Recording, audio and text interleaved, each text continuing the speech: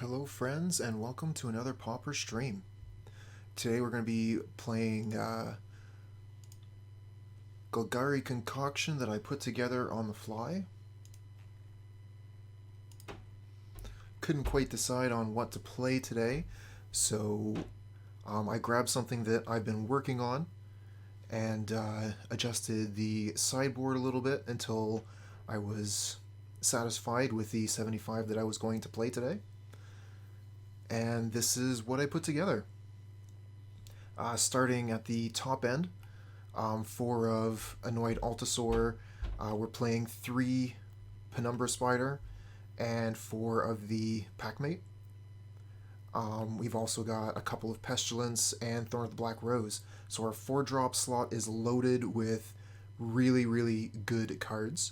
As far as 3 drops go, Pulse of Murasa, Llanowar Visionary, Reaping the Graves, Crypt Rats, and Bonner's Ornament. Again, these are some of the best 3 drops available outside of blue. And then for the 2 drops, we have Cast Down, Chainer's Edict, and Night's Whisper. We're actually totally neglecting the 1-drop slot. We don't have any 1-drops outside of the sideboard, where we're playing Duress and Spellbomb. And then we've got this nifty thing here, Serene Heart, which destroys all auras. Which will be good if we fight Bogles or Heroic, which would traditionally be not the best matchup. So let's see here. This looks like a keep.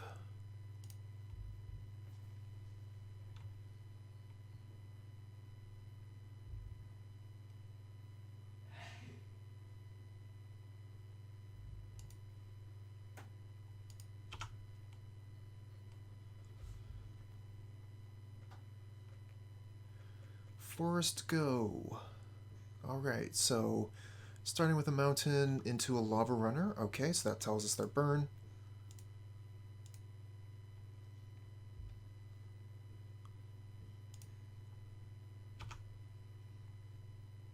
We'll just go ahead and get rid of that creature.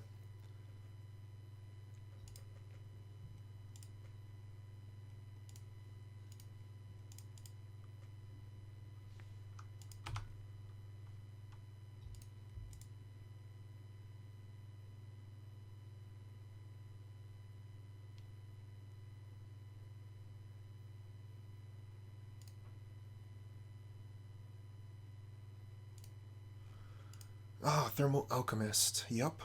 That's a better creature, but Edict had to get rid of this one before it would have been able to get that one anyway. Alright, so what are we going to do here? We could play Crypt Rats, but that would really be playing into a Searing Blaze.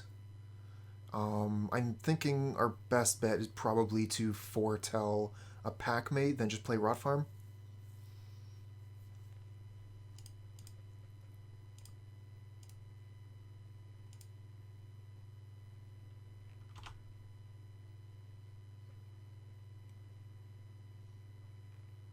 Hello, Crown. Welcome.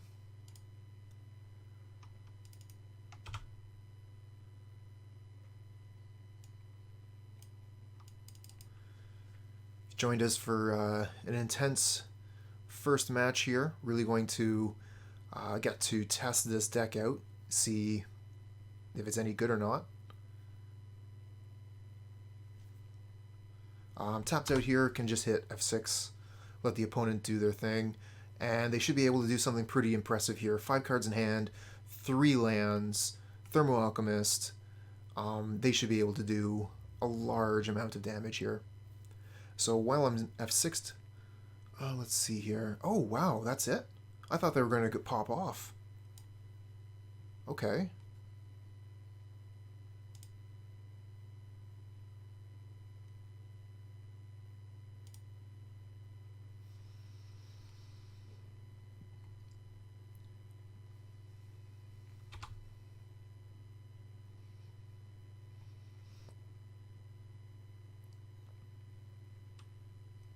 Sure.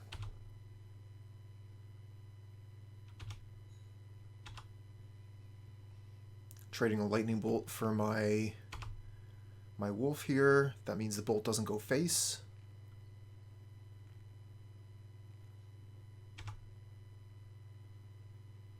And a Visionary. So I guess we just foretell a Packmate pass.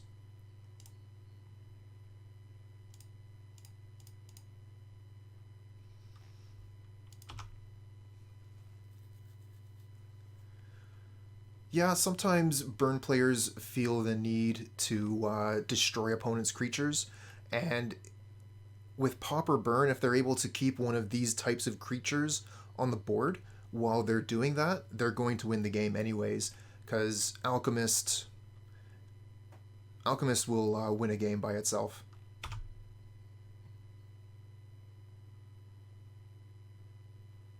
Okay, finally, we find an answer to the Alchemist. Get out of here.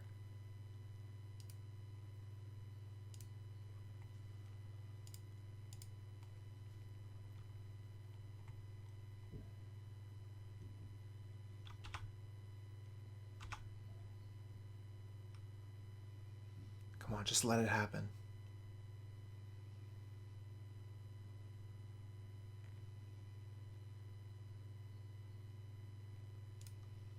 Ooh, they're going all out here.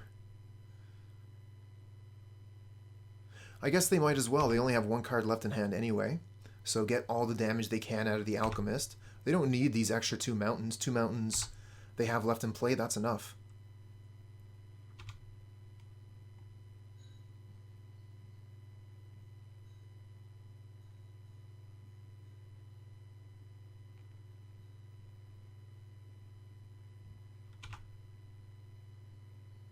Got it. Alright, I'm going to play the Visionary here. Uses our mana quite nicely, still draws us a card, and gives us more mana for next turn. Got to get to that Altisaur. Night's Whisper, not really what I'm looking for in the matchup. 3, 4, 5, 6, so we're 1 mana off the Dino. Basic off the top, we're good to go.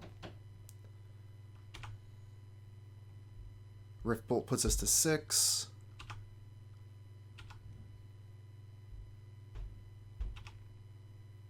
Yes, we do play 2 Pulse of Murasa main and 2 Weather the Storm in the side.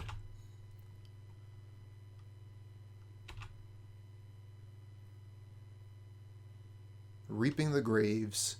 Alright, looks like we're going to be playing Packmate here.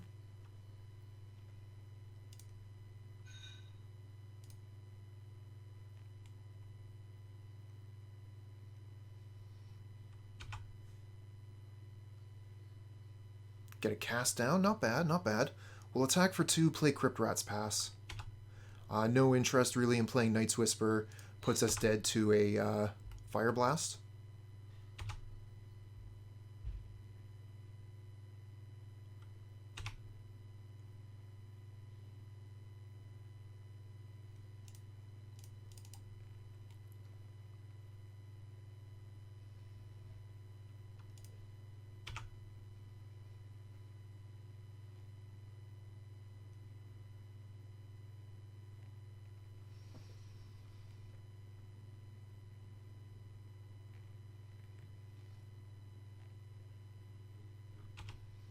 And they're passing back again?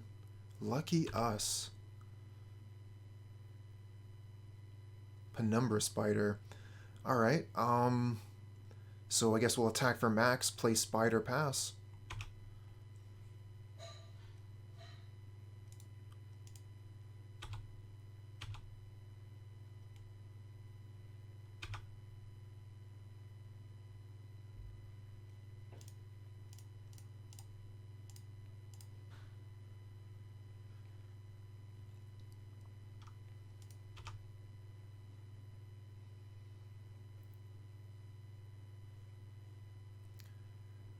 Opponent has 3 cards in hand. We're at 6 life.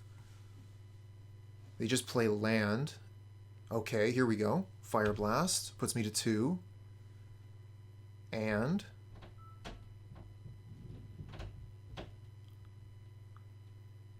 another Fire Blast. Wow. Yeah, you got it. So we got to turn 7 here. Took Burn a while to finish it off, but they were able to get there in the end. We just didn't have any kind of pressure, the kind of pressure we need. Our creatures come out quite slow compared to some other decks. So burn has a lot of time to make us dead.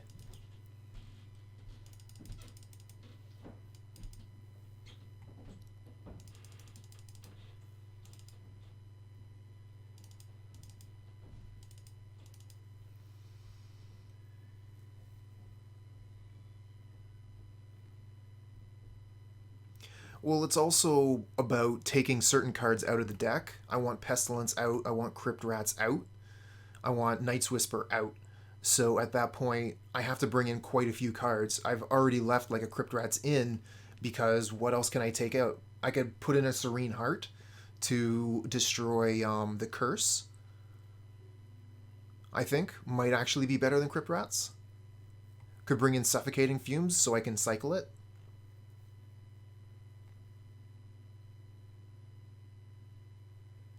Crown, you like the Serene Heart?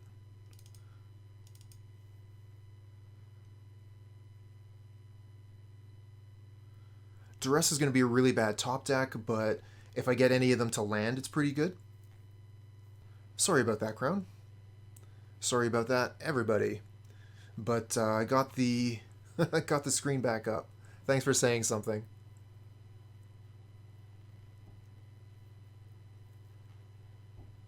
All right, Radiant Fountain.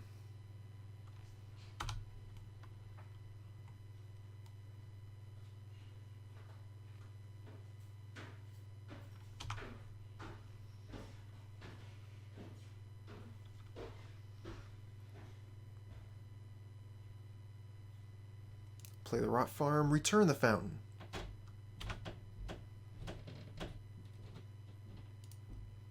Ah, we're having a good time here.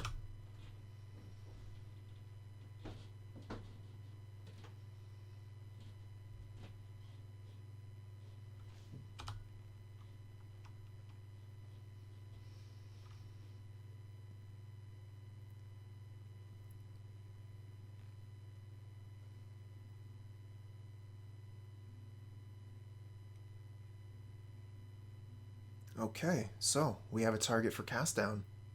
We can actually hit that with Chainer's Edict right now, so that's even better. I would love to get that Visionary down, but we're going to Edict this thing right the heck now.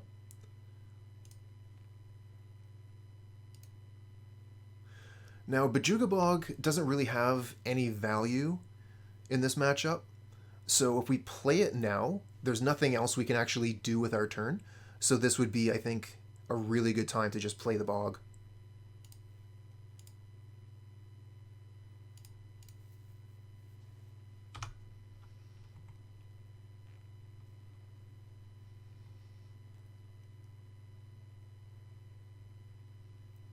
And then next turn we can choose between a few cards, a few options.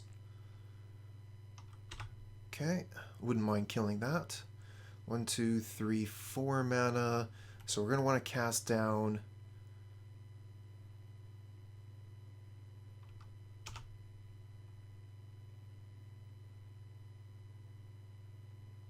Bonder's Ornament's a great draw. So we can pay 3 mana for the Ornament, and then we'll have 2 mana left over for the cast down. Nice the way that worked out.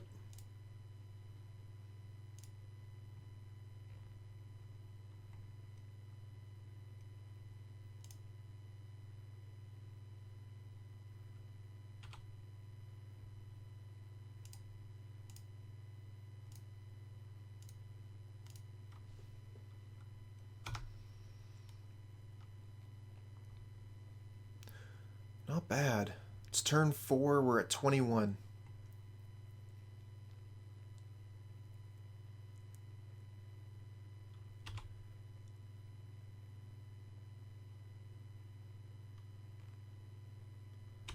And dropping. Let's find one of those Pulse of Murasa or something, huh? Maybe Weather the Storm? Got a few of those life gain things in deck. We got Weather the Storm in hand now. Great.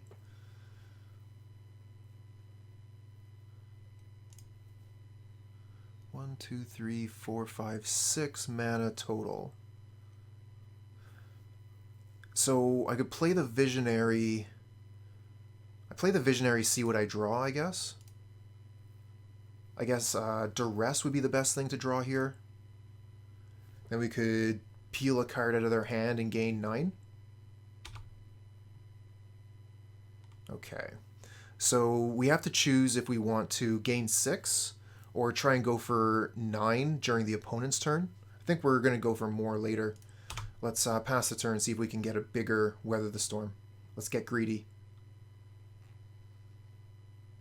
I mean, it's not going to be difficult to beat 6. Opponent casts 1 spell. Our weather is better than it would have been this turn. So, let's wait.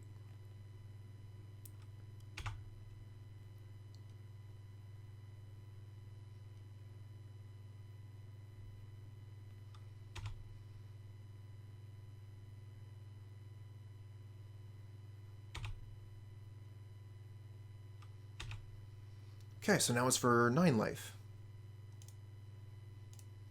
Much better.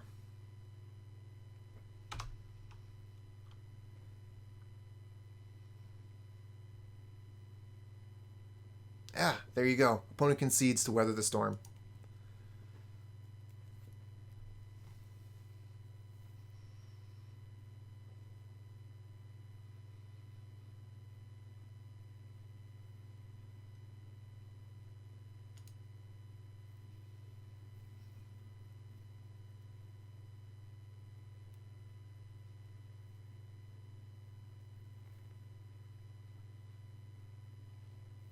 Alright, we're just going to resubmit as is.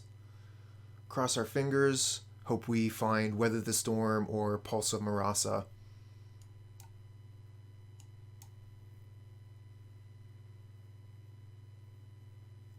And of course the one of Radiant Fountain sure did help there too.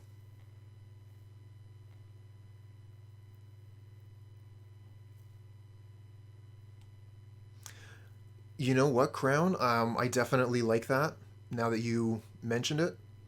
Cut the Reaping the Graves for Serene Heart.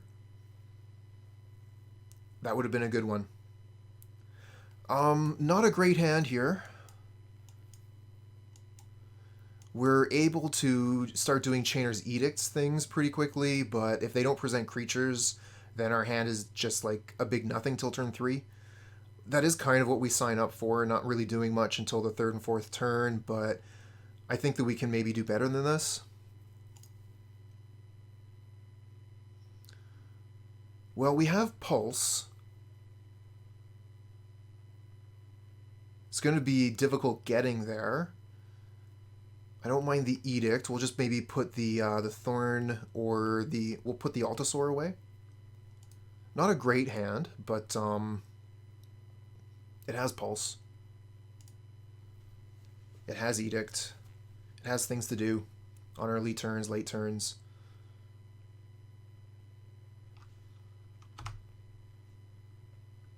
Let's see if we can draw good.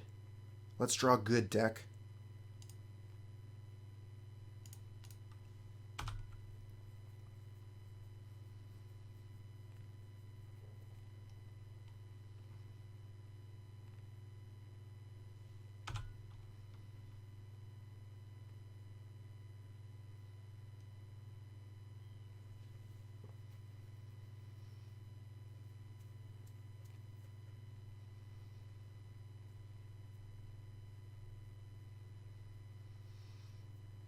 Needle drop, okay. And another needle drop. Well, they're replacing the cards in their hand pretty quick, but needle drop without Alchemist, not that great. Oh, we get the Duress. Very nice. Let's rip a card out of their hand. Get to use that black mana for something here. Okay, so they have another needle drop and then a bunch of 3s. So we're just going to take one of the 3s here. Chain Lightning, because it's just strictly better than the other cards.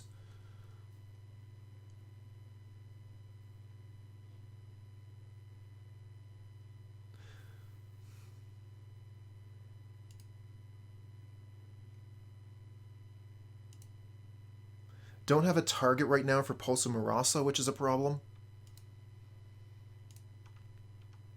Morning, handsome.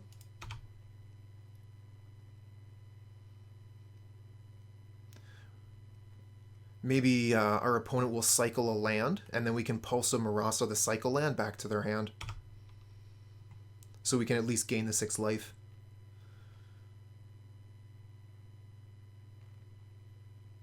Might do a sealed event today? Fantastic. Best of luck to you, friend. I guess, is Strixhaven available yet, or is that like a weekend thing? Because I know the big update went through.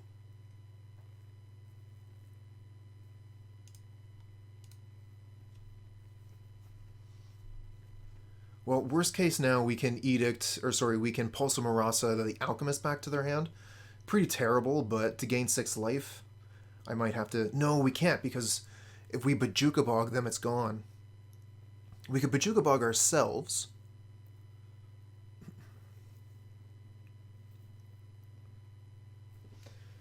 I'm gonna think about this for a sec.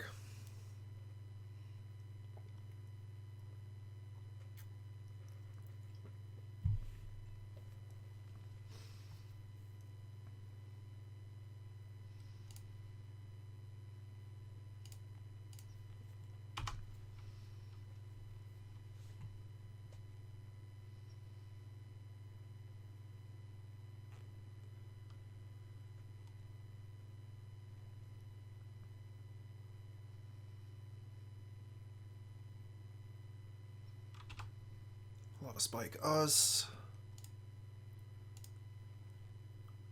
And a Needle Drop.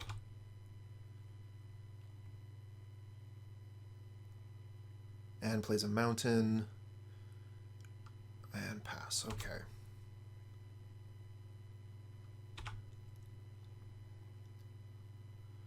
So we know one of their cards in hand is a Forgotten Cave. Not available yet. Okay.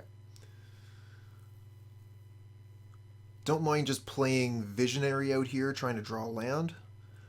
We do have access to Pulse their Alchemist, and then we can cast it down again. But I would much rather be able to like Pulse one of my creatures or something. I don't think we're dead yet.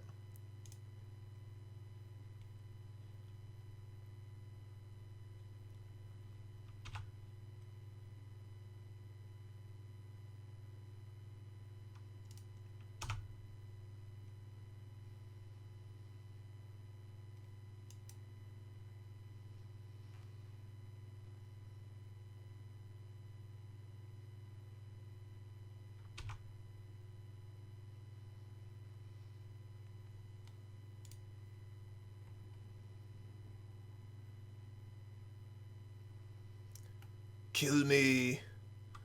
I'm here. Curse of the Pierced Heart. Where's Serene Heart now? I guess we got the Wickerbough Elder to take care of that.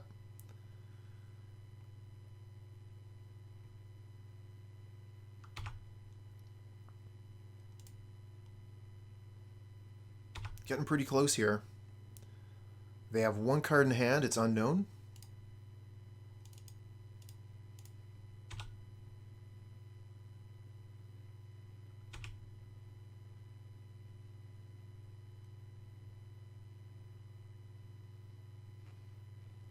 Penumbra Spider. Damn it.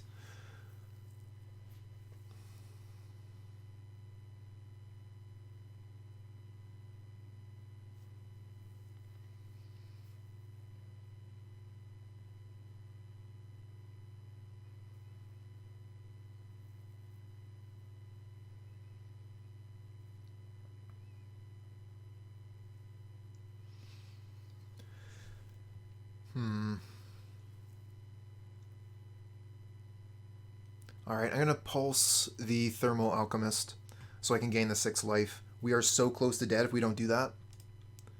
And we have the answer to the Thermal Alchemist in hand.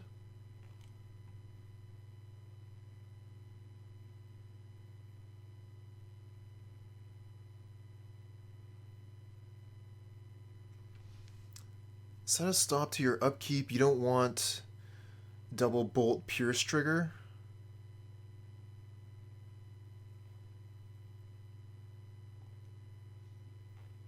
Oh, you don't want to die to, yeah.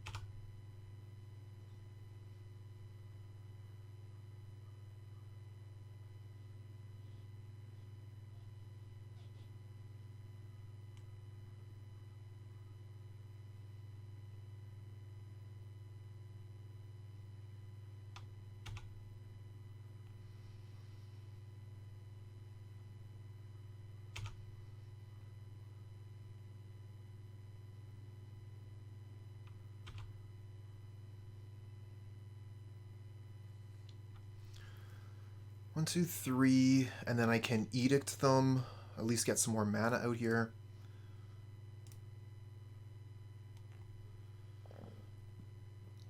And then next turn I can use the Elder to get rid of the curse.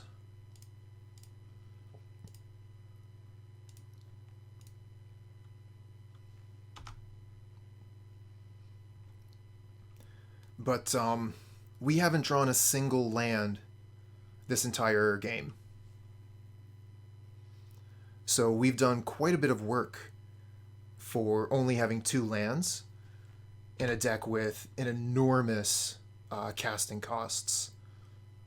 We haven't really been able to cast much this game. We could be... No, we're not quite dead yet. Because this puts us to 5, and then even Fire Blast doesn't quite kill us.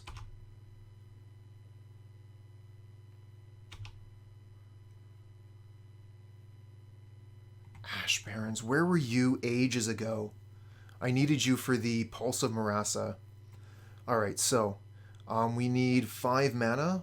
1, 2, 3, 4, 5. So we can cycle the Ash Barrens and then play the land. That's basically free.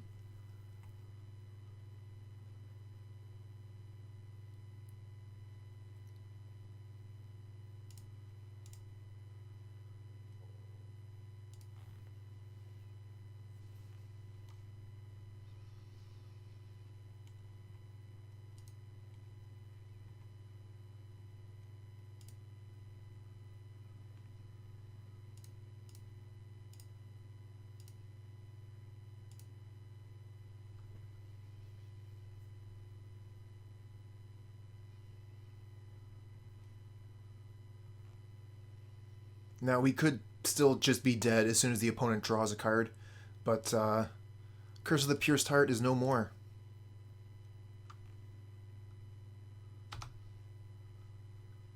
And we have a 3-turn clock.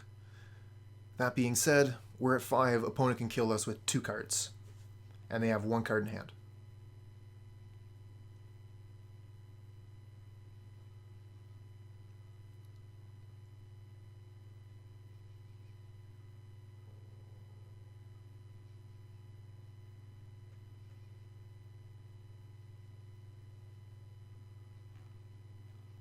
Okay, there's a Skewer.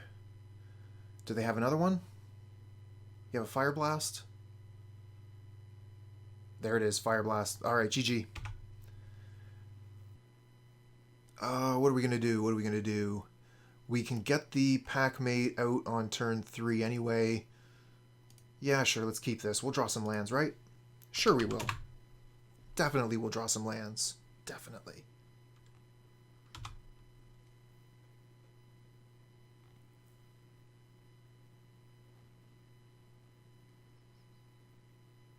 Not burn, okay.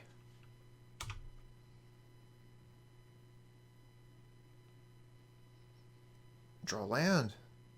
Nice. All we had to do was ask for it, I guess.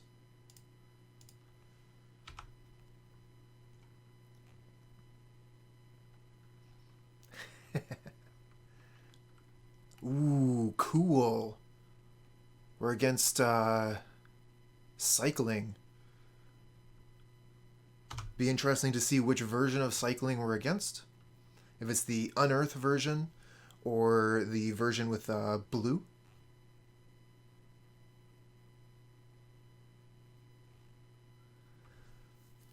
I think we probably play Visionary here. The opponent I don't think is going to be having any removal for it. So in that case, I think Visionary is just going to be better than Ornament in this case. We get the card draw right away. We get the mana right away. Or we don't need the mana right away, rather.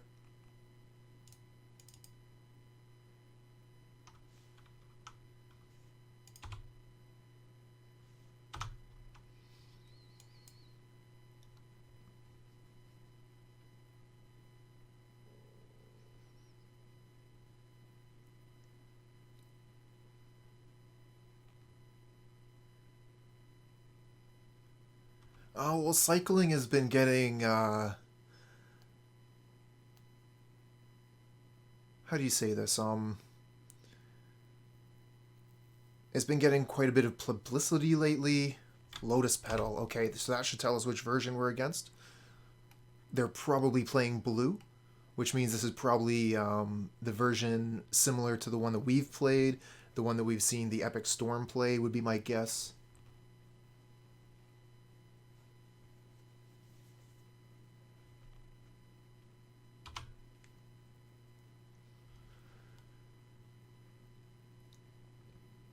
Yeah, if they could find a creature that I couldn't destroy, that would be legendary. Another Ornament. Alright, so we're going to play Ornament. We're going to cast the Packmate, and then we'll see. So the problem here is we aren't putting up enough pressure against the opponent. We can do the value thing, but the pressure thing, it takes us a little while. We're not Stompy.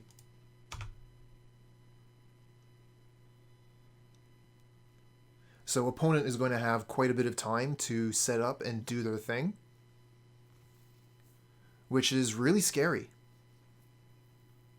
We had the same kind of problem when we were playing Jund, but this time we have 3 Spellbombs in the sideboard. So we're going to be able to bring those in and actually have a little bit of game against them. We also have the Duress. We'll be bringing those in to try and nab the important parts of their combo. So we haven't seen any of the blue-red land yet. They could still be on Unearth to get the red creature into the graveyard. The Stinger.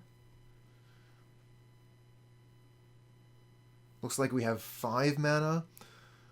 So we could play a Packmate, see if we draw land, or we could just play Packmate attack.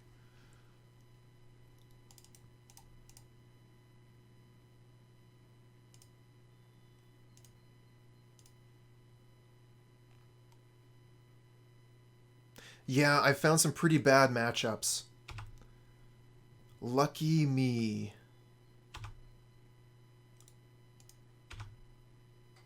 Yeah, 4-turn clock. Let's get started on turn 5. Opponent has so many turns to set up. It's ridiculous. Alright, so we're attacking for 6, 7, 8. Okay, so they only have 2 turns left, but they know they have those 2 turns. So they can set up this turn and then go for it next turn. Okay, maybe they want to go for it now. If they feel like they have a strong enough hand, I'm tapped out. I can't cast down. So this is absolutely a good time for them to go. There's the Tolarian Winds. No one's surprised. But they did that with Songs of the Damned on the stack, so they didn't have the Reaping the Graves. Interesting the way that they did this.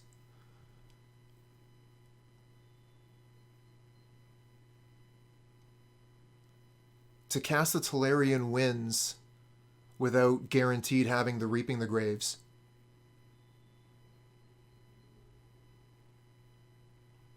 Because they didn't have Mystical Teachings either. But this gets them reaping, so now they can reap and do their thing. So we've already hit 6. We're just going to let the opponent go.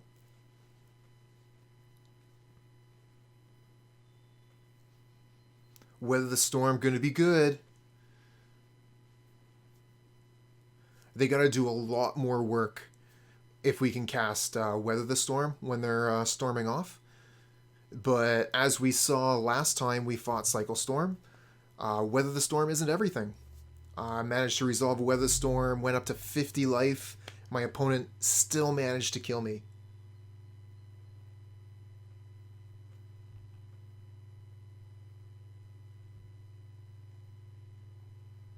Oh, what?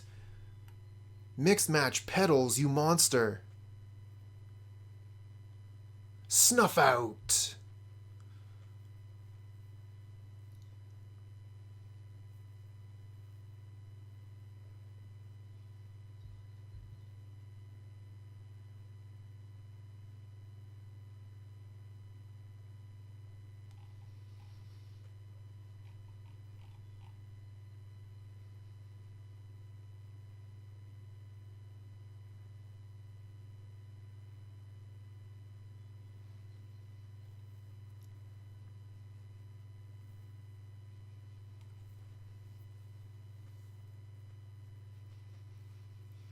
So, full disclosure, I was definitely considering playing the Cycle Storm deck today.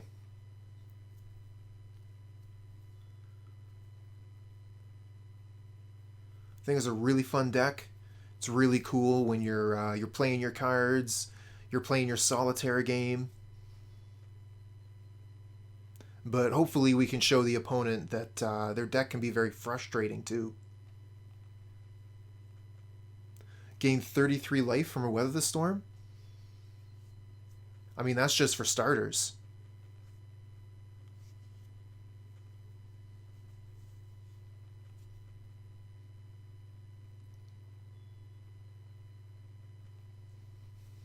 One of the tricks with the Weather the Storm, though, is you have to make sure they can't just continue the combo when you have Weather on the stack. So right now we're at 8 life, they have 10 mana, they have 7 cards in their hand. So even if we did something in response, they'd probably still be able to kill us unless we Weather the Storm when they cast like a Reaping the Graves, like right now. This would be the ideal time, I think, to cast a Weather the Storm.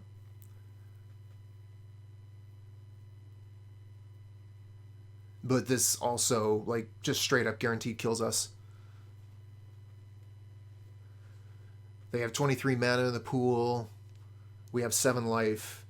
And Reaping the Graves was for, what, 13? Yeah, definitely.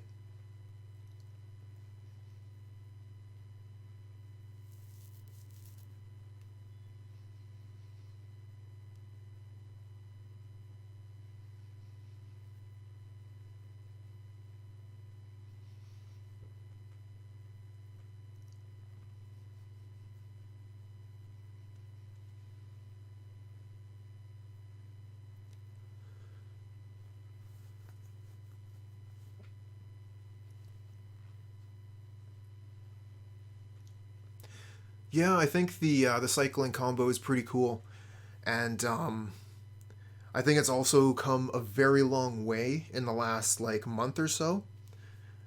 Ever since Brant picked it up, you put a mind like that that's been developing and tuning storm decks for I don't know how long, but yeah, they've made some pretty big moves on the deck, and it's looking pretty slick, as we see here. The Tolarian wins and the Mystical Teachings doing a lot of work there.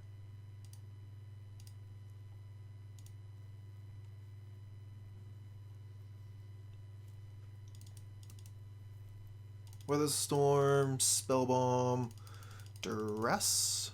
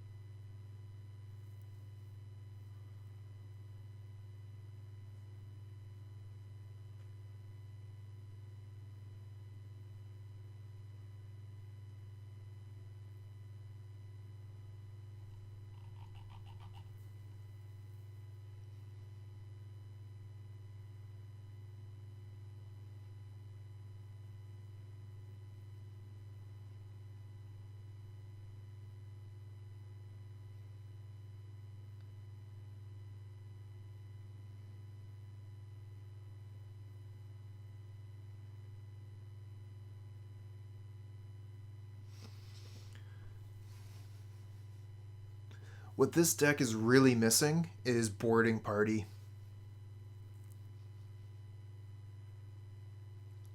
Being able to slam down that 6 power attacker and really apply the pressure, that's what we're missing here.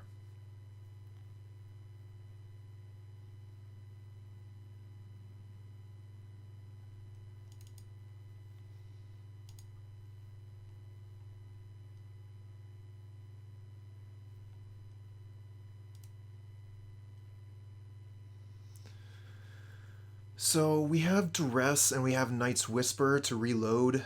I don't hate it.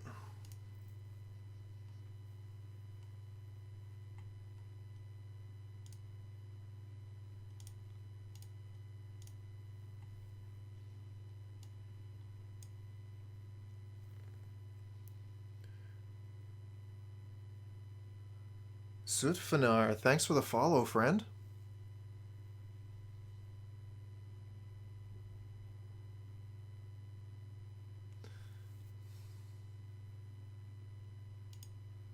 I guess I'll take their mana.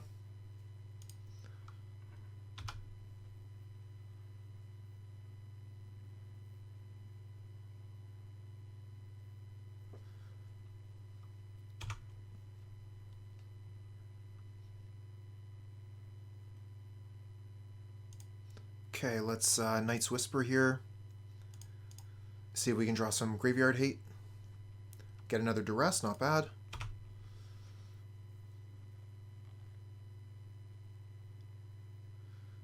Oh, excellent. Glad to hear that you're a Pauper fan. There is a little bit of Pauper that goes on Twitch.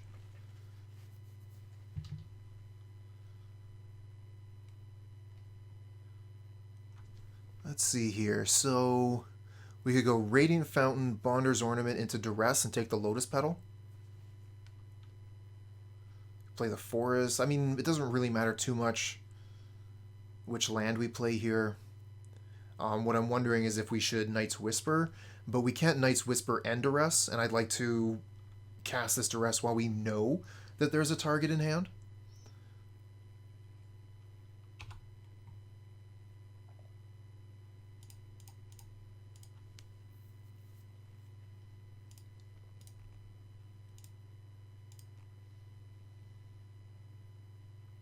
Haha, thanks, doll.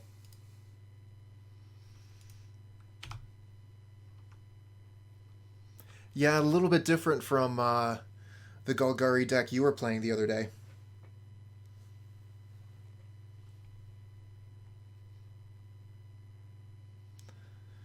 I wish I could get some Knight of the Ebon Legion into this deck.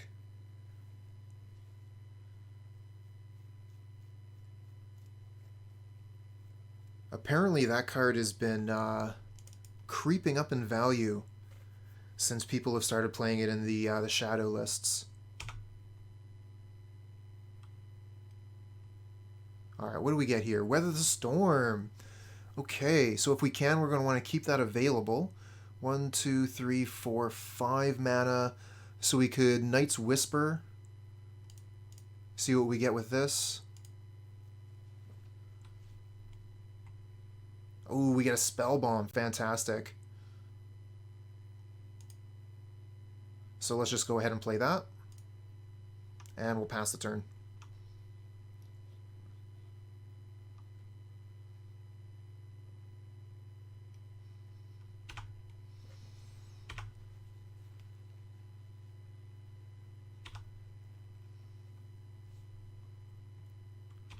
Now we're going to have to make sure we don't hit 6 at any point.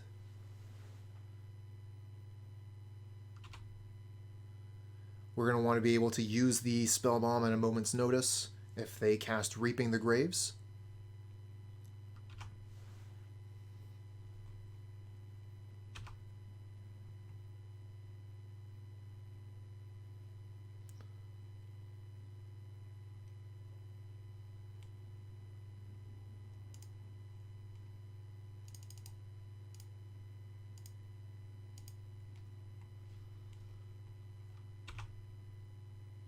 Oh, another Spellbomb.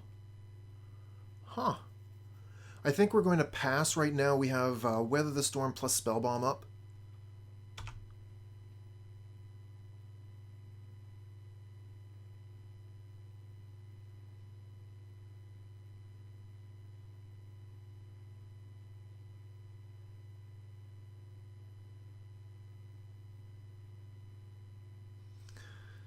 Ooh, they might be going for it here if they're casting the Lotus Petal. Would have been nice to have the second Spellbomb on the board. Oh, are they passing? Oh, this is lucky for us. Very nice. Oh, and we draw Bojuka Bog.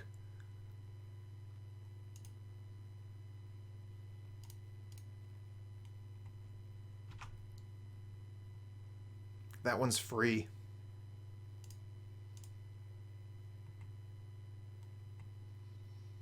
Looking pretty good here. The one thing we're missing is a clock.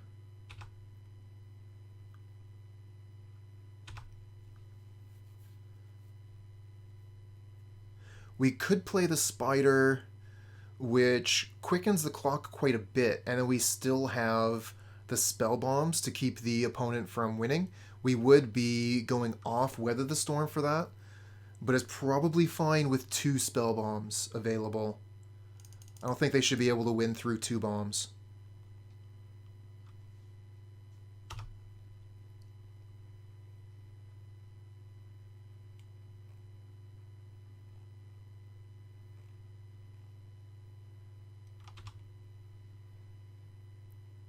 No, they're just passing again. Brilliant.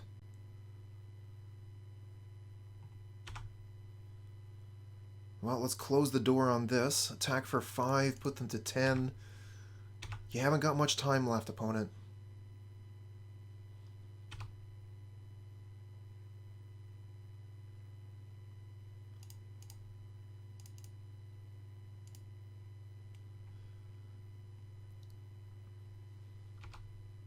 Okay, we become the Monarch. Let's get some cards back in our hand.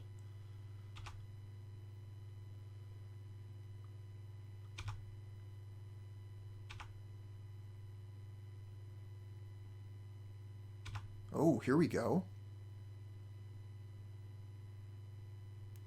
Mystical Teachings. Yup.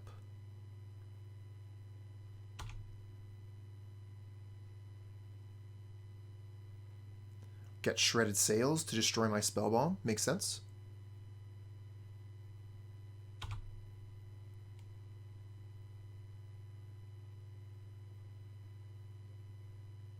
Okay, they use Shredded Sails to destroy the Spellbomb. So the Spellbomb they're targeting I activate, so I get rid of this Mystical Teachings here. And they're getting this one. Okay, I'm going to use the black mana here. I still have 2 mana left for the Weather the Storm, but I'm not going to do it this turn. Storm count of 5 is nothing.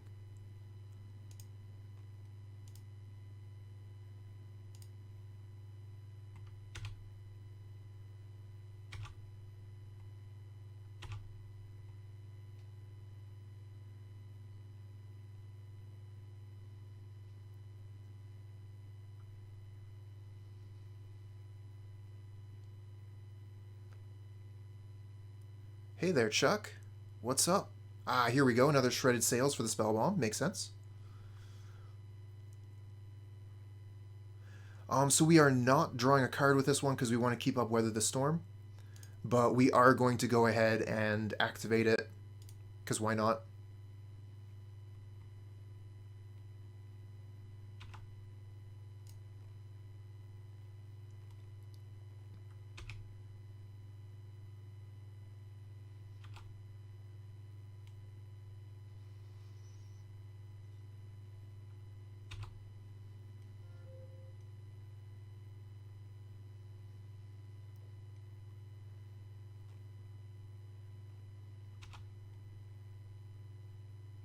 Okay, opponent just passes. Nice. Okay, this is their last... they have one more turn.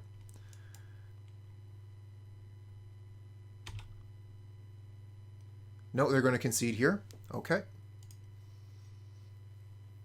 Guess they decided that whatever they had in hand wasn't going to be enough. I think I liked the configuration of the deck there. We are playing Golgari. We are playing against Cycling Combo, Cycle Storm. We're just playing a big fat Golgari deck where the top of our curve is the Altisaur, and otherwise we're just looking to play some of the best cards that we can in green and black. But what I've found so far is that this deck is really missing out on Boarding Party. So it might just be better off to try and build a better Gruul deck. See if we can flush out the Gruul deck with more quality cards instead of all that ramp. But again, you know, like the ramp is a big part of what makes the deck good. I was just trying to take the Jund idea of a bunch of good cards and jamming them together in one deck.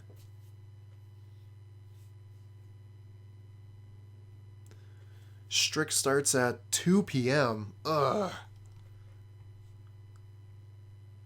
Why can't these things just be ready? It's the new day already. Bring it on. Let's get started.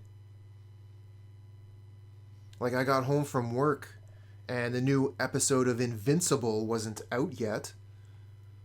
I'm supposed to just wait around? Not a fan of this hand. It doesn't do anything against the opponent. Let's mulligan, find something better. Again, we don't really have anything good here.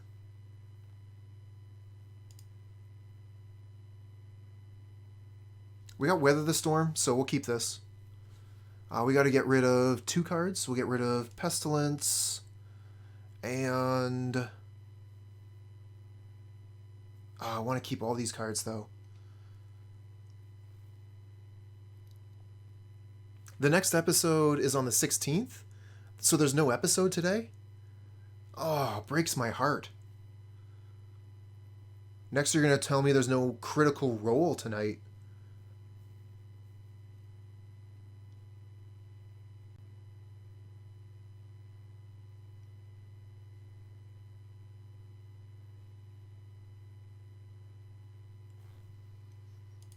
Magus of the Churros, thanks for the follow, friend.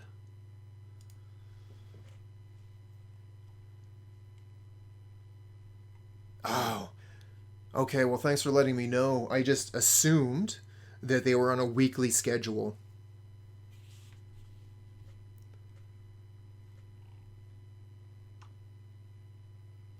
No, I haven't seen any of the new Marvel shows.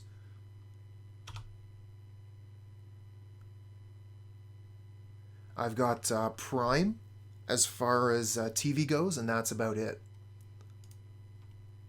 Every once in a while I'll sign up for Netflix, but it's not something that I have on the go.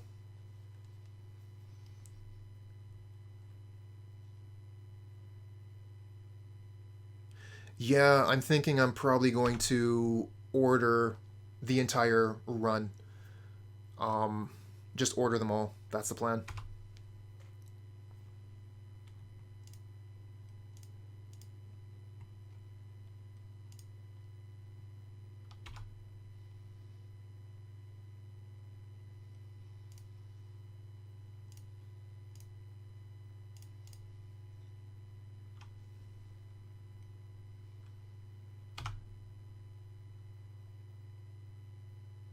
Oh, really? Have we now? That's cool.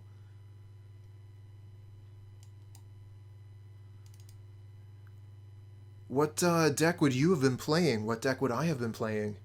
In the Pauper leagues? Yeah, I spent a bit of time playing Pauper Tuesdays, Thursdays around this time. If you play around this time, then maybe we have fought. Is your screen name Magus of the Churros? Seems kind of long for a Magic name.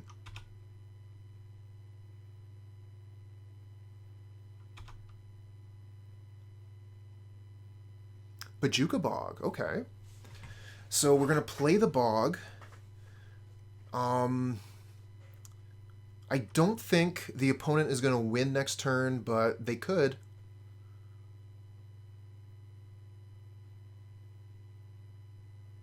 Oh.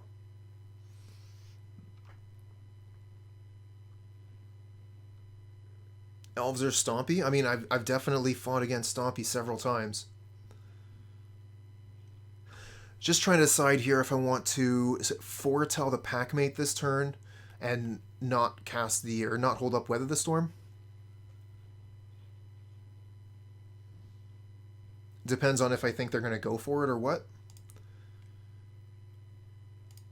We can get this Bojuka Bog back with a Rot Farm, so we're going to go ahead and put it down. And I'm going to foretell the Packmate.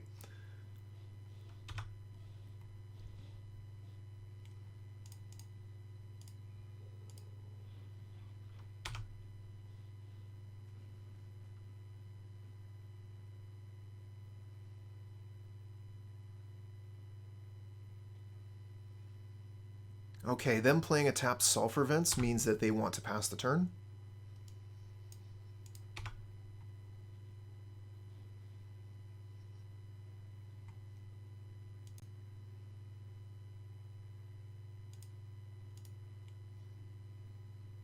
Hey there, Slayer, what's up?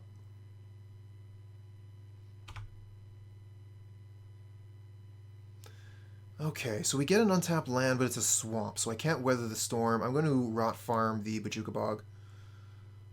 Unfortunately, this might entice them to go for it.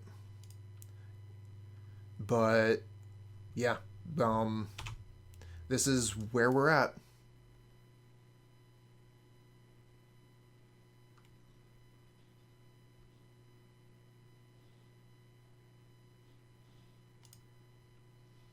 Ooh, opponent passes back. That's very kind. Very kind indeed.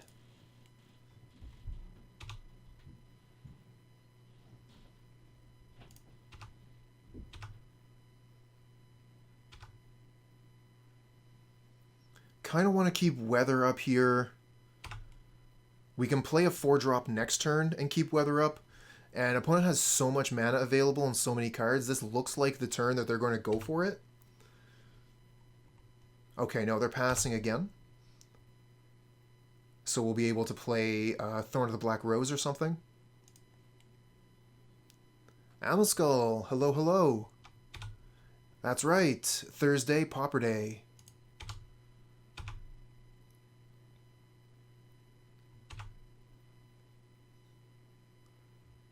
Oh, there's a trailer for episode 6 out. Oh man, I don't know if I should spoil it for myself. Who knows what gold could be in there.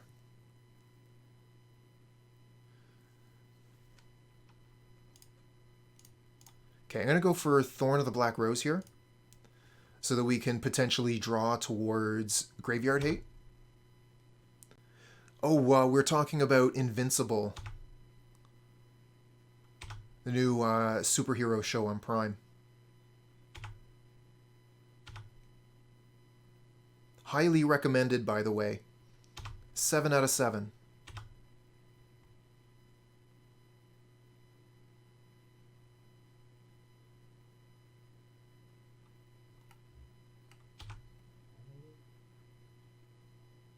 Oh, wow. Well, thank you very much, Amaskull. That is huge praise. Thank you.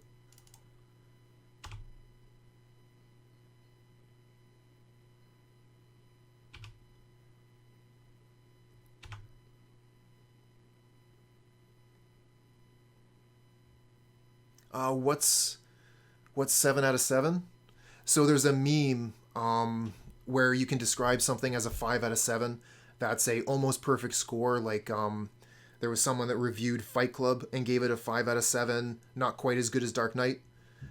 And I'm saying that Invincible is 7 out of 7, perfect score.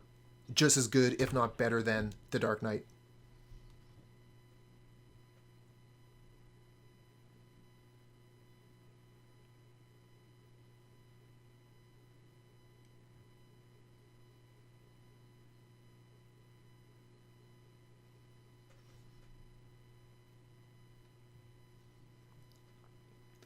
Walker 735, thanks for the follow, friend.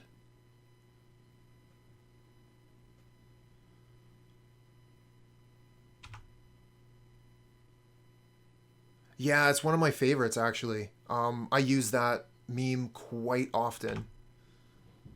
Describe a lot of things as a 5 out of 7, but I think this is the first time I've described something as a 7 out of 7.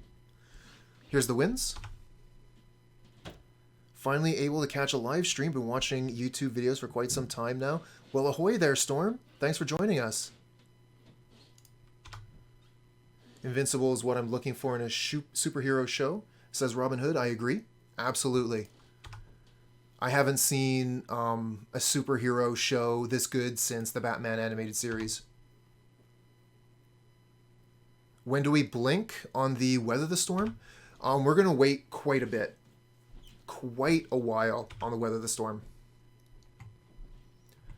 We're going to wait for them to threaten us and then cast a Reaping the Graves. So we probably won't even respond to the first Reaping the Graves. We'll probably want to respond to the second one.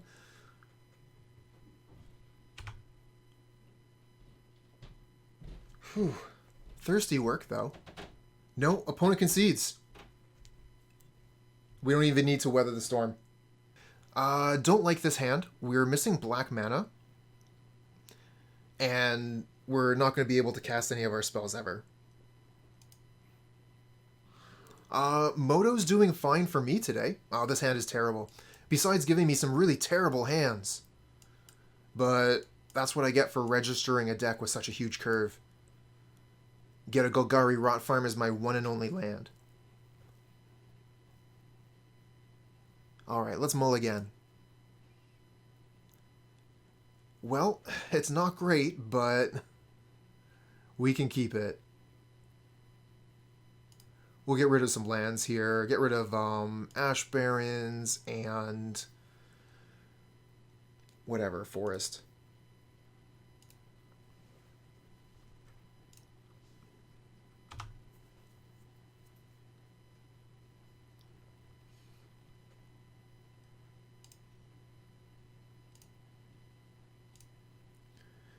Emil Skull, just go ahead and whisper me the link. Ooh, we're fighting goblins. Who's ready to slay some goblins?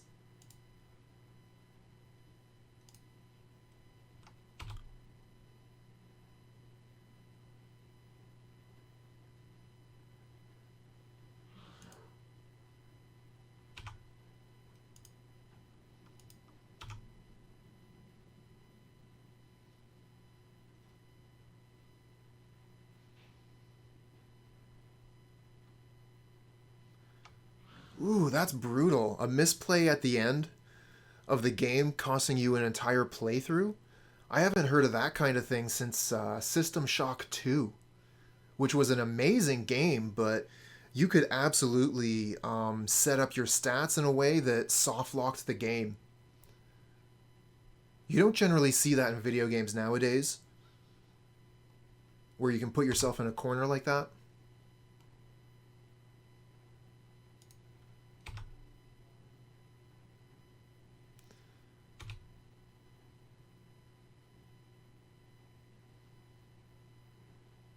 Oh, so there's been some lagging issues on Moto, has there?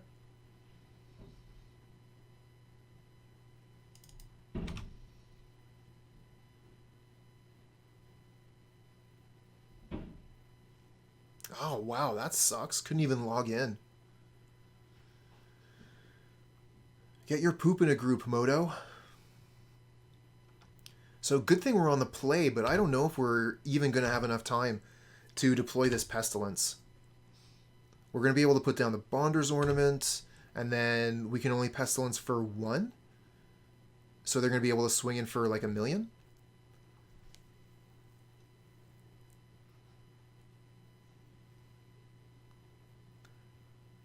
Ah, woo! Thanks for the follow, friend.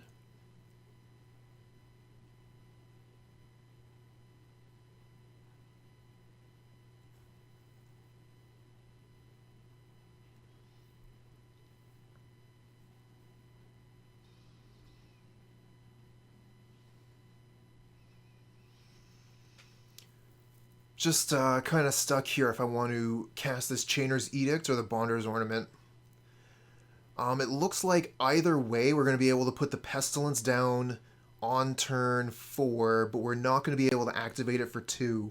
So I'm going to Chainer's Edict this turn, which lets me stem the bleeding.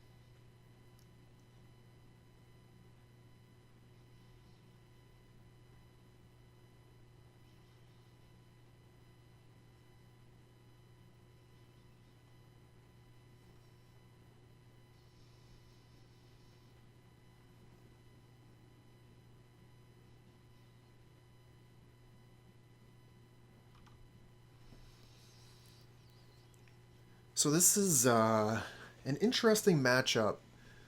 We have some very good cards for this match, but we're very slow.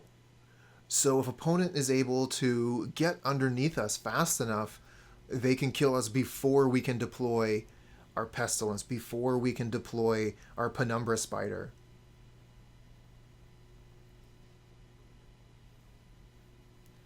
So we need to get these early removal spells so we can keep the field clear in the early turns so that we can make it to the mid game. Classic mid-range strategy.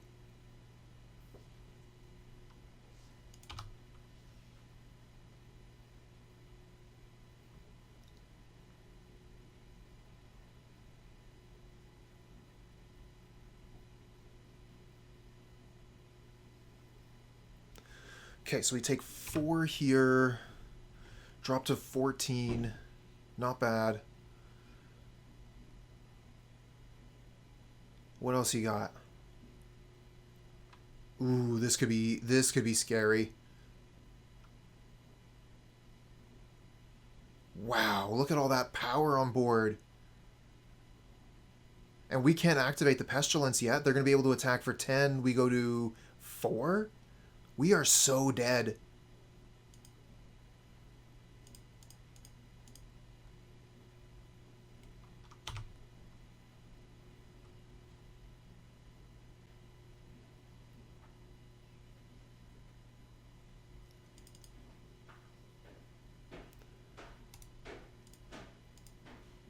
Cool. Got crushed by Sly. Go Goblins.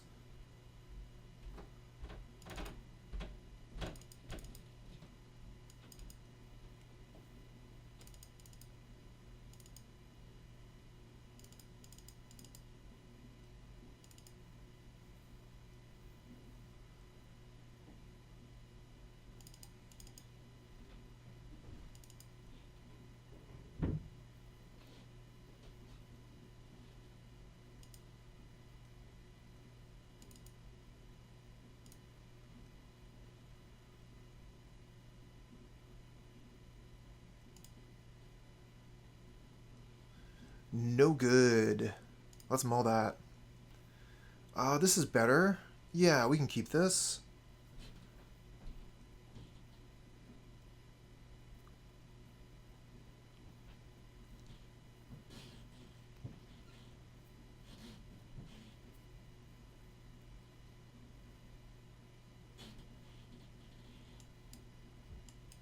Alright, what are we going to get rid of? We got to drop 1 card. The Pestilence is super slow, but it's also really good. We do have the Weather the Storm here to gain us time. So I'm thinking we probably get rid of Visionary here because Bonder's Ornament is going to get us the 2nd black. I mean, the Ash Barrens technically gets us the 2nd black for Pestilence, but yeah, I think we probably hit the Visionary. Yeah, not too many people play Moto. I almost wish they separated the magic Twitch spot between Arena and Moto. You could maybe have like a subheading so that you could switch between Arena, Moto, and live Magic play. Although obviously no one's really doing that nowadays.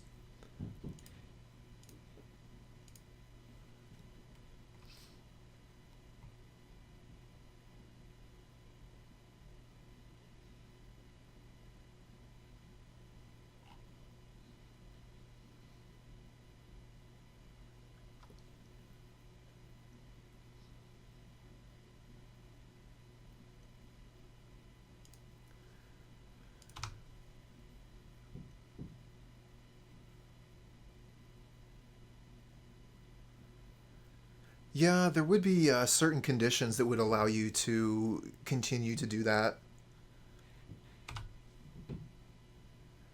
If you happen to live in a house with another Magic player, that would be something you can do.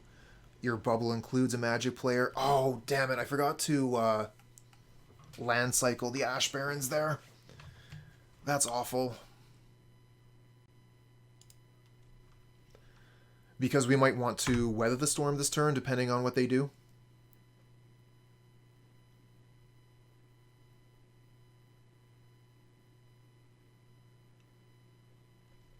So we might not get a chance to land cycle that. We might have to just put it down. Let's see what the opponent plays here. Burning Tree Emissary. Yup.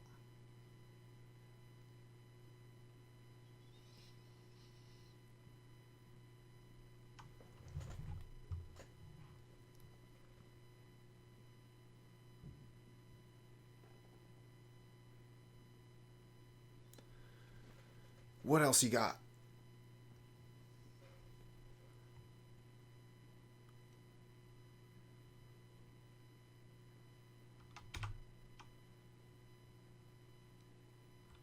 Valley Dasher. Yup. So Weather the Storm gains 9 here. That should be enough, right?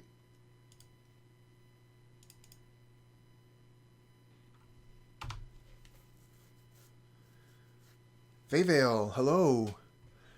Moto is not lagging for me, but I have heard that other people have been having problems with it still. I think someone was saying that a reset helped.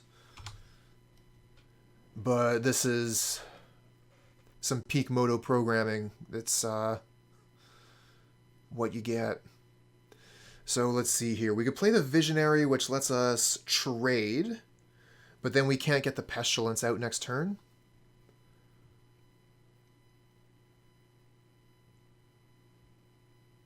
Oh, this Ash Barrens is so awkward.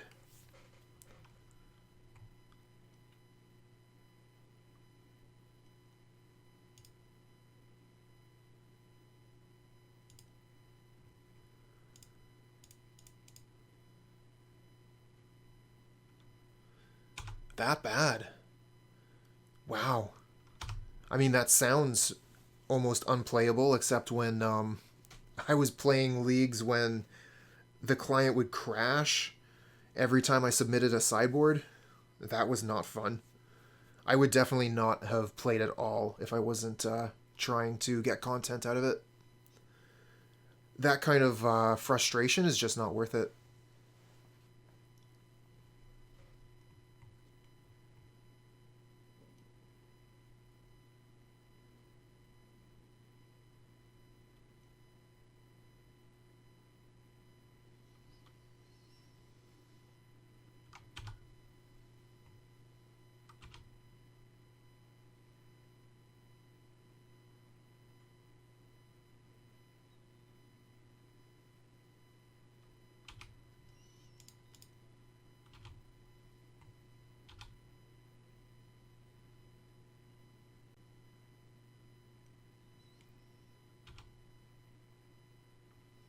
Oh, Chalice says it's better now than it was.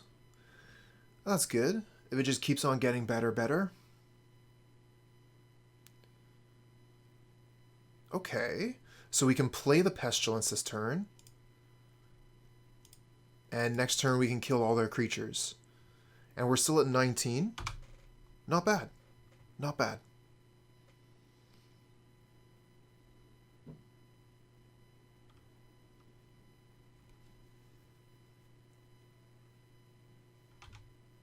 Yep.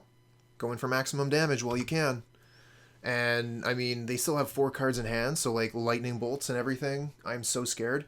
We're taking 9, 10, 11. Oof. Slam! Look at all that damage.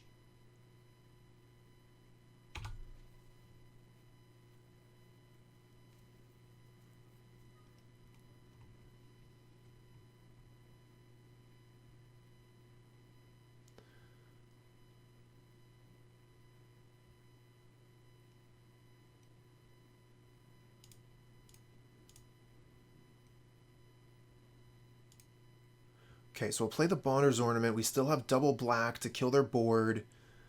We'll play the Bojuka Bog to get that tap land onto the board. And hope we're not dead. But we're probably dead.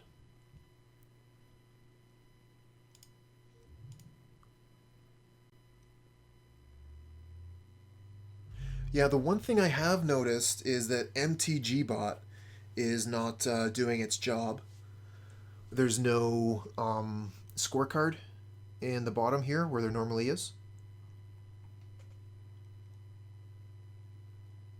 Oh, Magus. Good point. I wasn't thinking about that. Absolutely.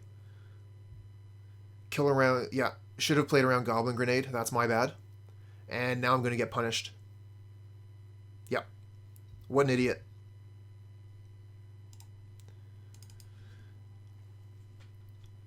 Ugh. All right, Magus, you want to go ahead and put up an exclamation mark punt into the chat there? I definitely deserve it.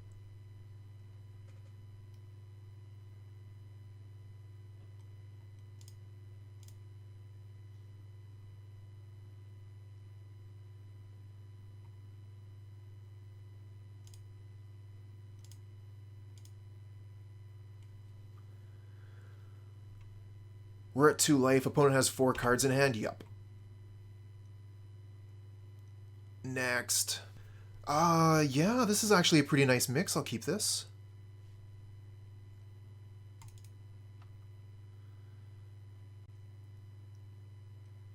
Our opponent is mulliganing pretty heavily here. Let's see here. We might as well start with Swamp, I suppose.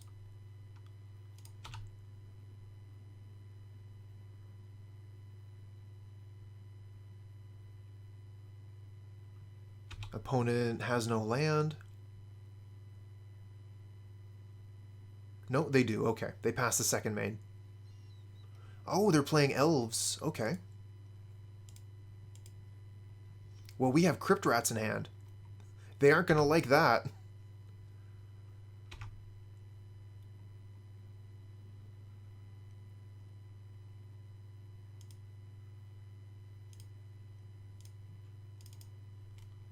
Alright, we're just going to foretell the Packmate. Because we have the Crypt Rats, we're not too worried about whatever the opponent puts onto the battlefield. They're not going to have Gut Shot in the main, so they can do almost anything. That is one of the only cards we're scared of, but we have the Cast Down to get rid of it.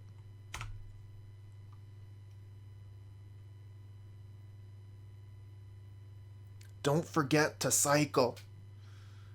He has to be told these things. Yeah, so we just throw down the Crypt Rats here. I'm just quickly considering, like, between Radiant Fountain and Forest, I don't think there's too much of a difference. Whichever one we play, we'll play the other one next turn.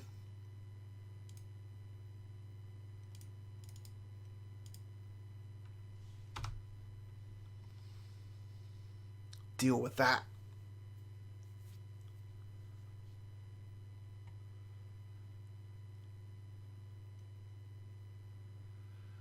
Ooh, opponent is flooding. 3 lands on turn 3 with the Elves deck. Ooh, what a flood.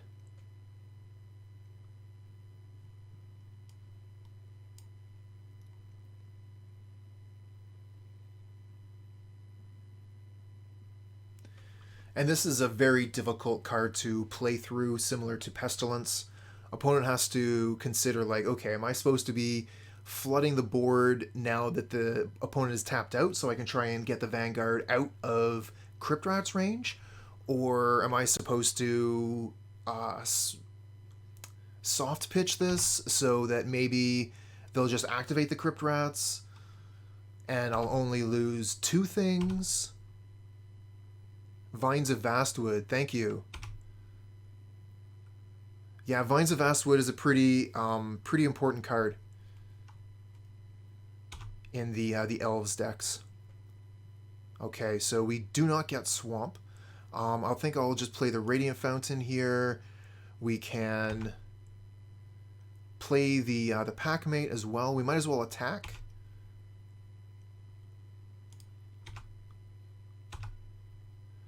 And Vines of Vastwood isn't going to be too good, because we can activate the Crypt Rats twice with double black mana.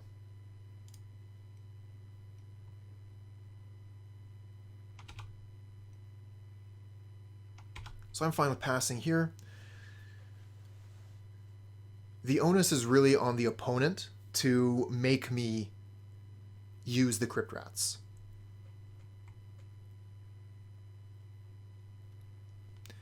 I mean, they're really nice forests.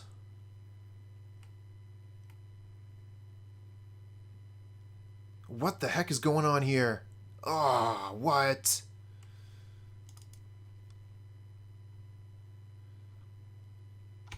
Okay, so this right here is a position where I'm looking at activating the Crypt Rats. I guess I could wait one more time. We have cast down just in case something happens.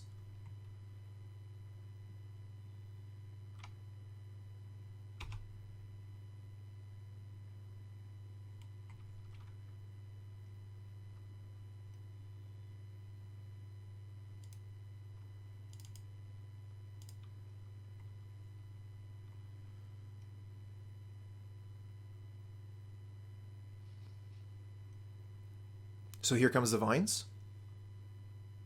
I know, that's what I was looking at. Mismatching forests. What a savage. That's why I like my snowlands. It's super easy to keep them straight. Sure, they get to save one creature, but I get to kill 3 creatures plus a Vines of Vastwood out of their hand with my 1. So that looks pretty good to me. So I have a choice here. I can take 7, or I can chump. I'm going to take the damage. We have cast down to kill that, no problem. And we can start attacking.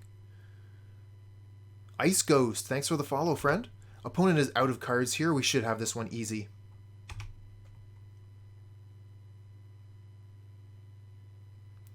One, two, three, four, five. So we play the Bonder's Ornament. And then we have 3 mana left over.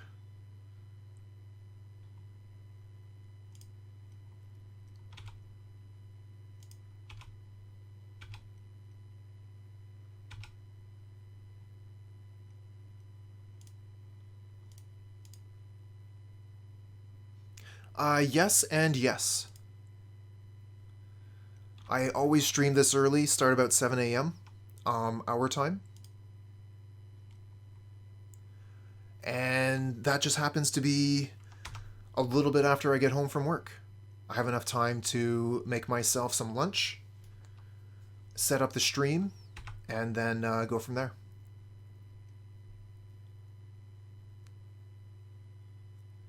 Yeah, that's true. He's not even thinking about getting up at that point. Well, I wake up at 10 p.m. So I've been up for a while by the time I start streaming.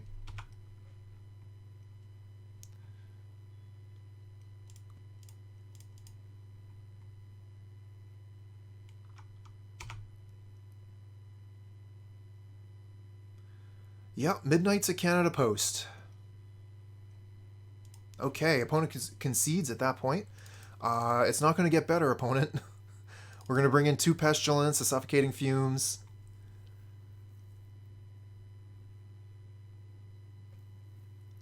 What do we take out? I kind of like the Altisaur. Reaping the Graves doesn't seem any good. Oops. Thorn of the Black Rose is a bit of a liability.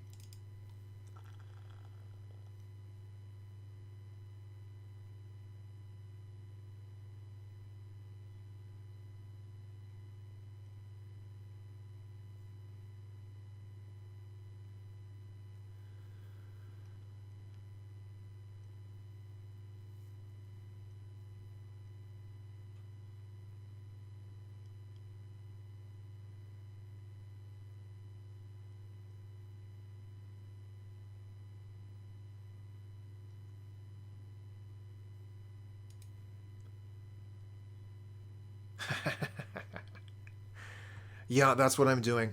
I'm checking all of the mail that comes through Halifax for your shirt. And as soon as I saw it, I was like, yep, I'm going to delay that one for a week. I put it under a sofa cushion in the break room. It's going to take him a while to find that one. So we got Suffocating Fumes, we got a pair of Edicts. The hand is a little bit slow, but maybe? Yeah, the MTG bot is not doing its job right now. There might be that might have something to do with the issues that Moto's been having. I was really looking for another basic.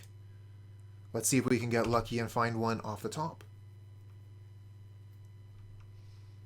And then we could cast Chainer's Edict, start getting rid of their creatures. If we put the Rot Farm into play, we're going to have to actually discard a card. Yes, indeed. I am a Canadian.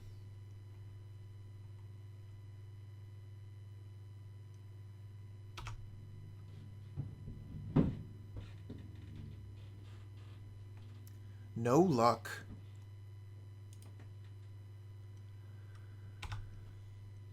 Okay, we just gotta hope that Suffocating Fumes is good.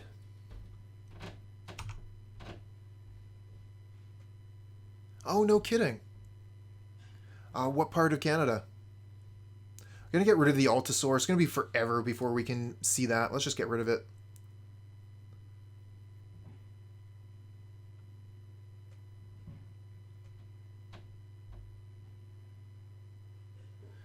Yeah, there's a lot of things that I have to work on, and that's definitely on the list. An About Me section in the stream info, there's a lot of stuff I want to put down there. Ontario, no kidding. I used to live close to Ottawa before I moved to Nova Scotia.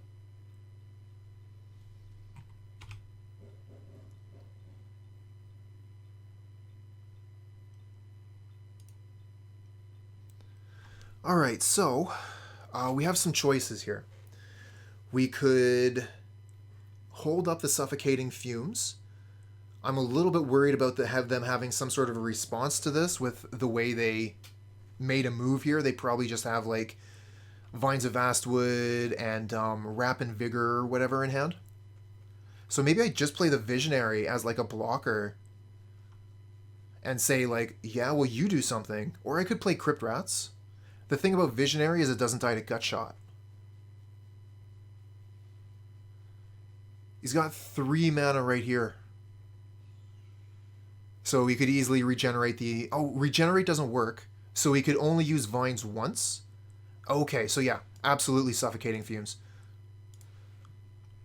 I was thinking about the regeneration, but that doesn't work for this. It does work for Cannonade, but not for Fumes. So this should get them.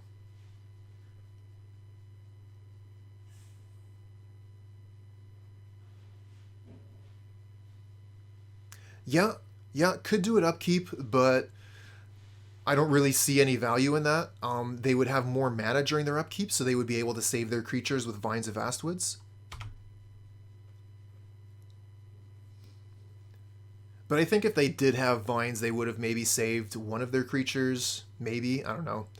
It just doesn't seem very good for them here.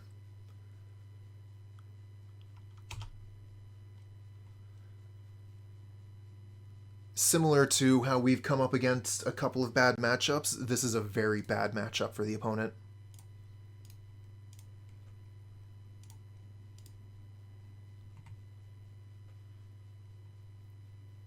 Okay, easy. Definitely going to mulligan this. This might be keepable. It's super slow, but we can do things with this hand. So what do we get rid of? I mean, the Altisaur is just basically uncastable for ages, so we'll get rid of that. No need to hold it in hand, we can just draw another one.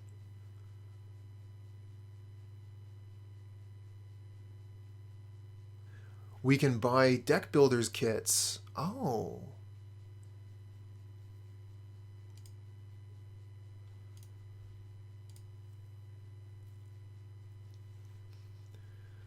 I'm going to be looking to sell a whole bunch of these treasure chests soon, speaking of the trade tab. Value on treasure chests should be hitting 2.4 very soon. And once that happens, sell, sell, sell. 2 of all the Strixhaven commons. Oh, nice.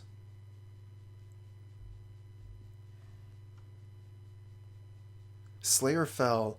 The timing on that. We just started a match. I'll see if I can find a bit of downtime and we'll open that chest.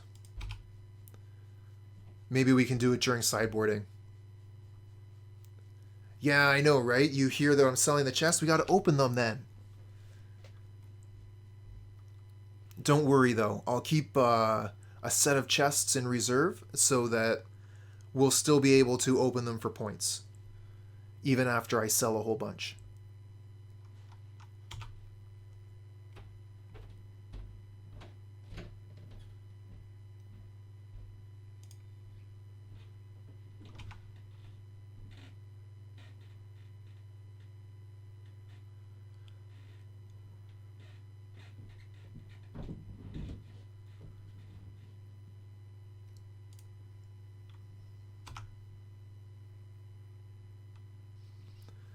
Ooh, we're going to be able to cast some spells next turn. I'm excited. Cast me some Bonder's Ornament. Maybe a Night's Whisper. We'll see what happens. Ooh. Oh, I see what's happening. Okay. And they have, what's name? Prohibit up. So they could potentially counter a removal spell on the familiar here. I think that we're probably better served to just play the Ornament pass and try and kill their things next turn when we have more mana. They're not going to be able to counter this unless they have Negate. And if they have Negate, then that's a Negate that's not countering Cast Down. But leaving them with this familiar here feels terrible. On the upside, at least we're not playing against Satan Raken. So we're not playing against the best familiars player. Oh, no, I'm out of water. Gonna have to solve that.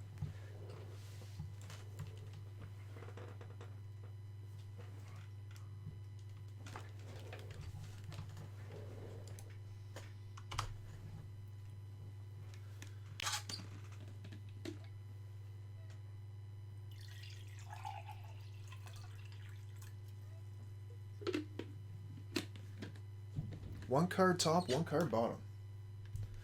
Alright, let's take care of this thirst.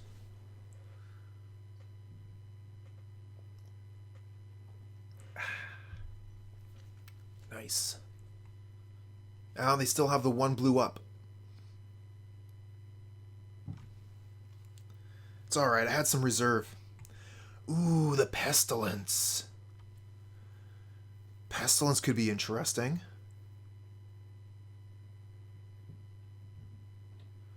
They would have a hard time countering it, and if I can get another black mana, I can just kill everything they have. I'm going to try for the Pest.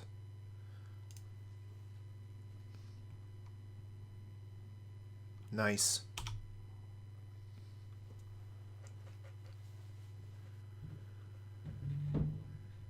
Strap yourselves in. This could be a long one. Oh, well, thank you for letting me know.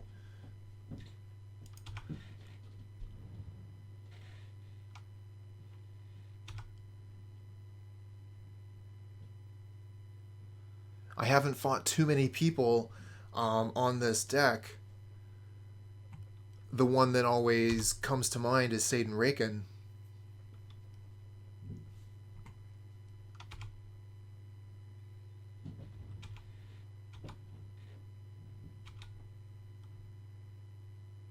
Oh, no kidding. Very cool.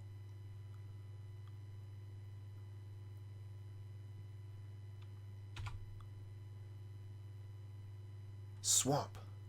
Not quite.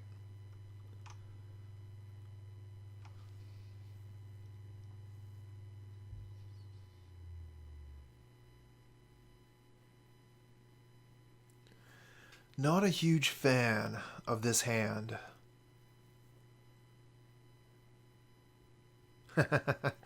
Get out of here, Uro. I was happy to see it gone.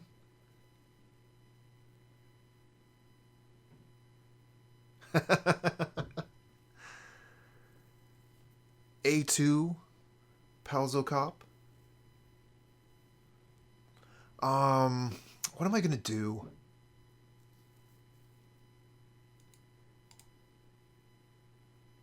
I don't really want to cast down their creatures because they're going to ephemerate in response or ghostly flicker. I kind of feel like maybe I just pass and hope that they blink.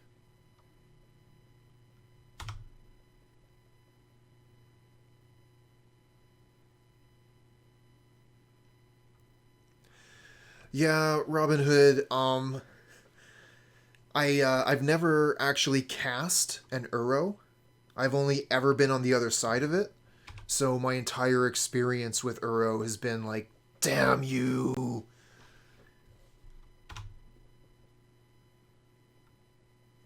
I feel pretty much the same way about that card as I do about Oko.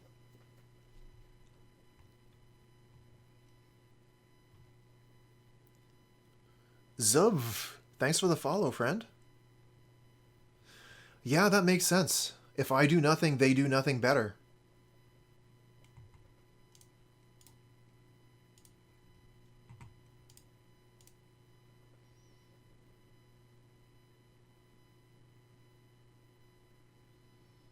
Oh, he does it all. He ramps, he gains life, slices, dices. Okay, so going for the snap.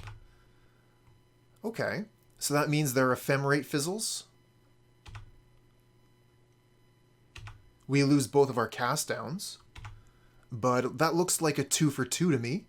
They're snap and ephemerate for my cast downs. Fair trade. Swamp.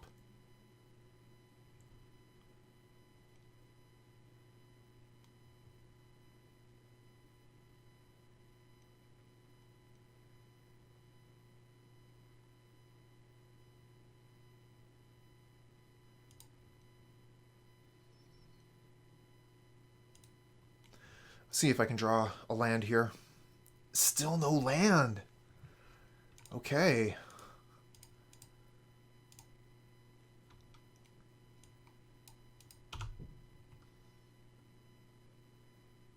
It's fine. We can draw land on another turn. No problem.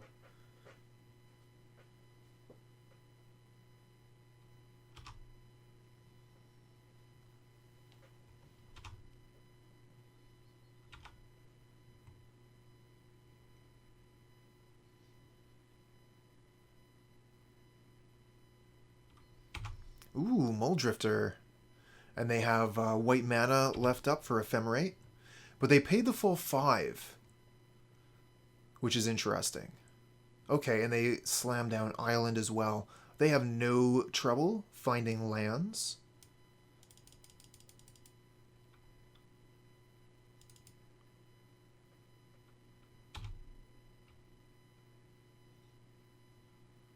There we go, finally.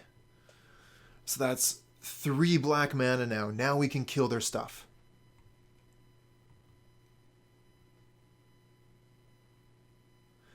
We could even kill their... Okay, so one of the problems with killing their stuff is if they blink stuff while I'm trying to kill it.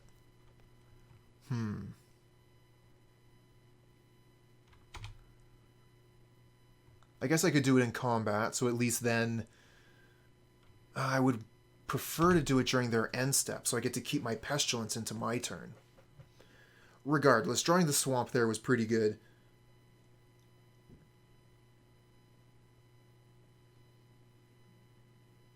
Deep analysis on the stack. I'm gonna okay, yeah. We'll let that happen. Like I said, I want to use the Pestilence end of turn.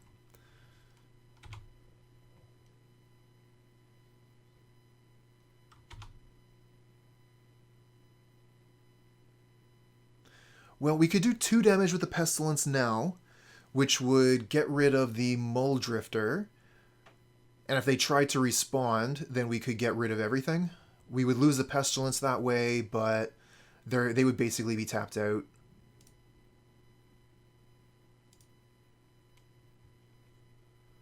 And if they let us kill the Pestilence, we'll take the 2 so that we can use the Pestilence on the end step and keep it. But taking 2 damage, killing the Muldrifter, that's equal damage there anyways. 2 for 2. We do take an extra 2 points of damage this way. Okay, let's see if we tap them out or kill their board. Kill their board. Cool. They do have 7 cards in hand, but so do we.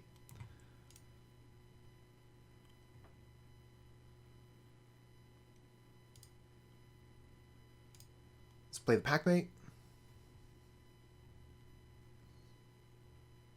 And one more for mana burn. That's right. Don't forget about that mana burn. Alright, so we got 4 mana left. We could just play the Spider here. We could play Thorn. I like the Thorn. They pretty much have to counter it. And they don't have anything with haste, so if this resolves, they are in a world of trouble. Nice.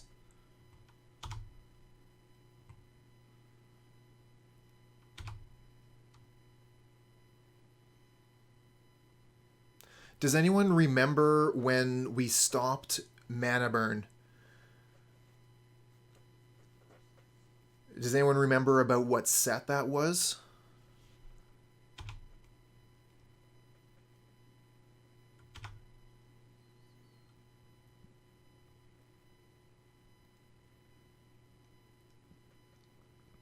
M10, you think? It was 2010, that late. Wow.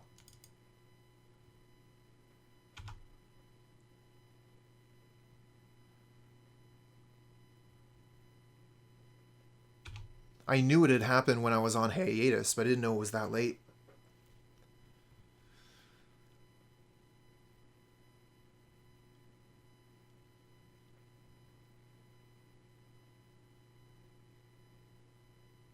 Took a few years off during college. Ditto.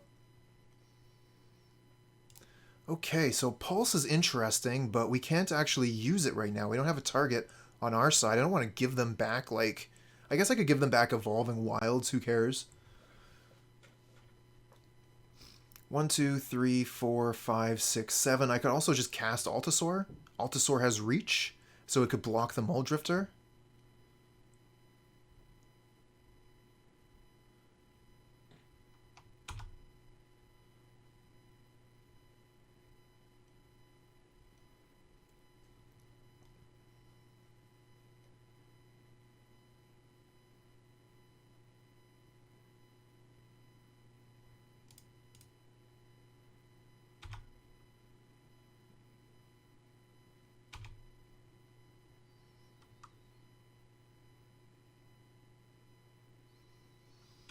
Okay, take 4. Puts you at 13. So I could play Penumbra Spider. I kind of like the Spider. It has double reach.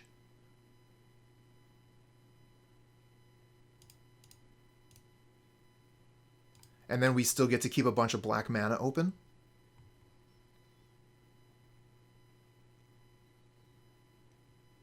Okay, so they're going to use their mana to counter the Spider, which means I kill their Muldrifter. Ekros, welcome! Thanks for joining us. And now we have a target for Pulse of Murasa. Awesome.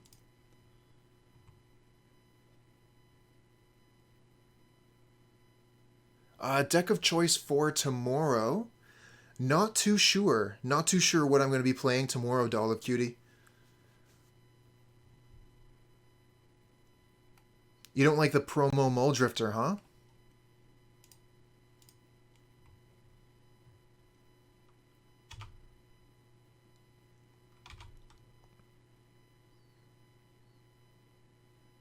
Okay, Monarch doing a lot of work here. Yeah, the original. Pretty nice. They have the, we need some life gain. Yeah, we got the Pulse.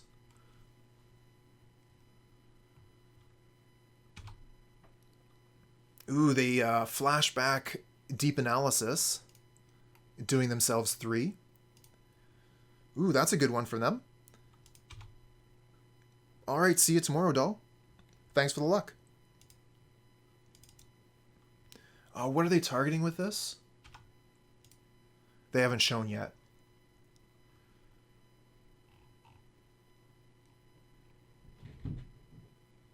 They're targeting Snap. I mean, yeah, there's nothing I can do about it, right? I should actually just be hitting 6 here. The only thing I can actually do is Pestilence for 1.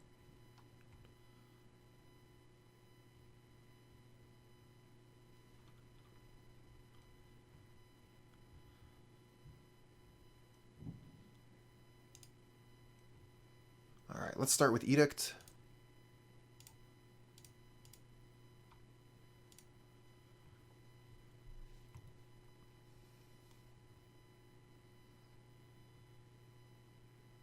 They negate, okay.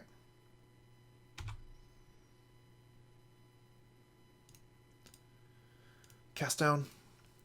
Just get it out of the way so we can attack for 4. Put them to 4. Oh, we don't have quite enough. We don't have quite enough black mana. We only have 3 black mana, so we could get them to 1.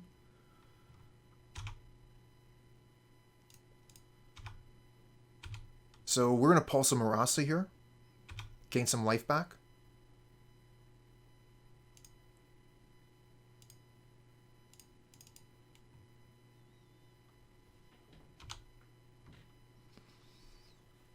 And that should pretty much seal it, I think. We have the Pestilence. They're at 4 life. We have 5 black mana.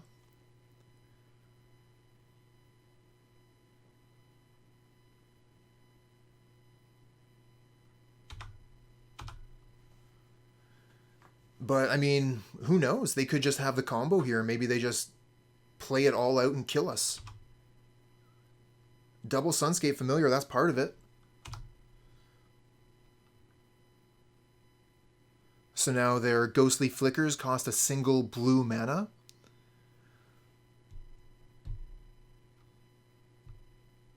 Three cards left. Archaeomancer, that's pretty much the entire combo. All they need now is Ghostly Flicker. And they gain Unbound Life. Boros Monarch, good choice.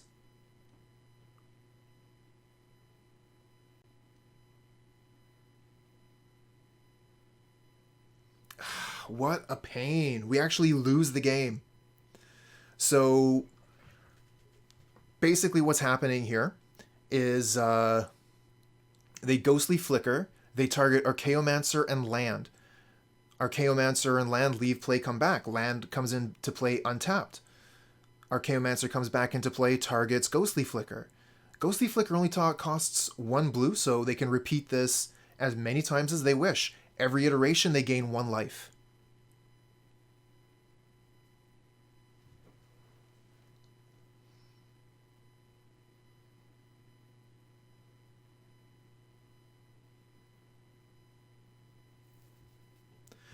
So basically, they have Unbound Life, but they also have less time on the clock than us, and they also have fewer cards in their library than us. So we can still kill all of their creatures, keep their board clear, but we have the Monarch, so we'll probably still draw to cards before they do. Yeah. We pulsed for the life, and that ended up screwing us.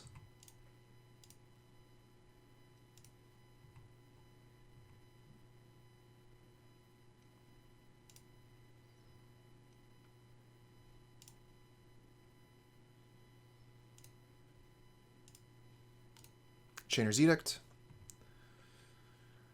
One of the things I like about Chainer's Edict is even if they start blinking, They still have to sacrifice a creature. Okay, they're going to flicker again. Alright, I'll activate Pestilence for 2.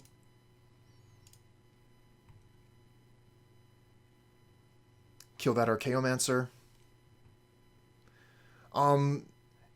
They don't. They had the opportunity to gain as much life as they wished last turn. They're going to snap the Archaeomancer now. So, okay, so we're going to be clearing the board. We're going to be able to play anything afterwards? I don't think so.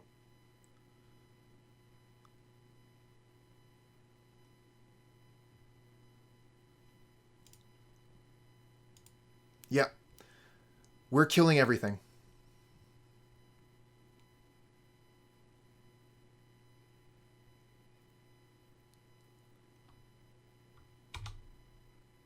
Ooh, actually, we don't have to kill the God Pharaoh's Faithful, so we can actually keep the Pestilence.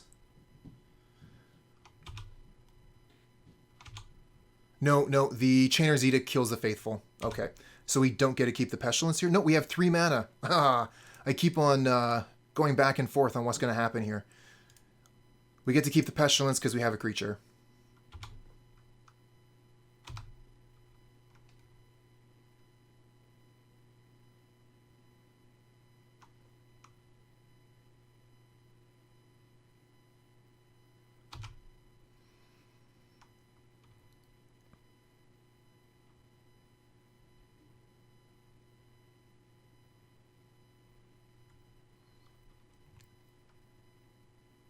I guess we cast Altisaur. We don't have any hasty creatures, so we can do that post-combat. Unfortunately, Veyveil, yes.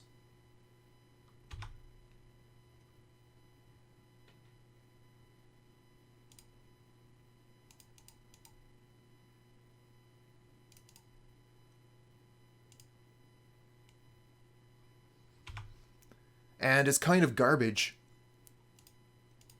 that it happens like that. That I'm rewarded for... Oops, I was supposed to play Rot Farm there. I'm not paying enough attention. But yeah, it sucks that I'm rewarded for playing towards the clock, but the clock is a resource on Modo, so if you're playing a deck like Heliod Combo in Modern, unfortunately you have to respect that some people are going to use the clock to win.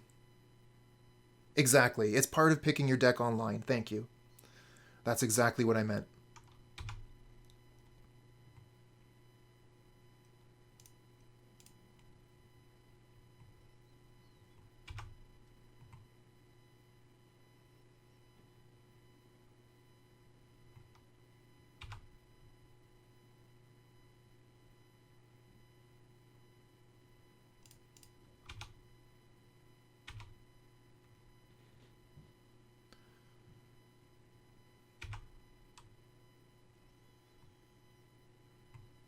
Okay, so they're at 2. Let's just go ahead and finish it.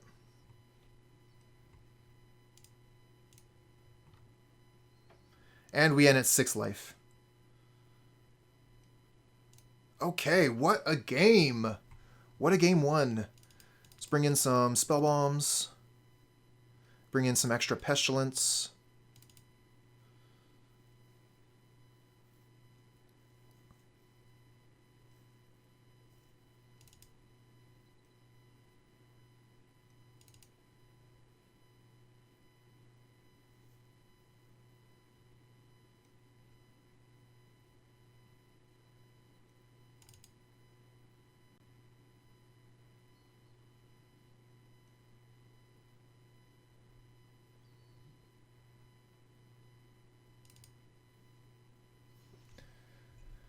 Well, one more card to cut. What is it going to be? Nah, have a sip while I figure that out. Well, I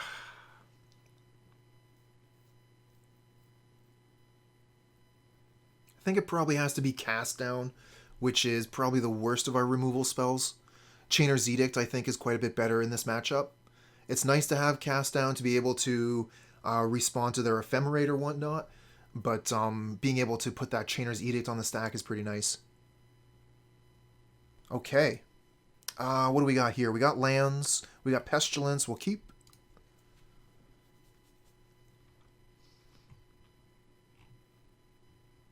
And opponents on the play, so we can hit 6 here, so we don't use any of our clock during their turn. We are down on clock here, so we're going to have to be aware of that.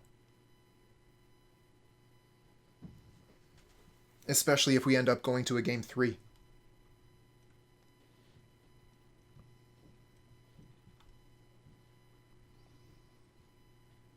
What is this? Como, Lord of Puntlantis, the raid of 56. Thank you. That is impressive, friend. What were you playing? What format? What deck?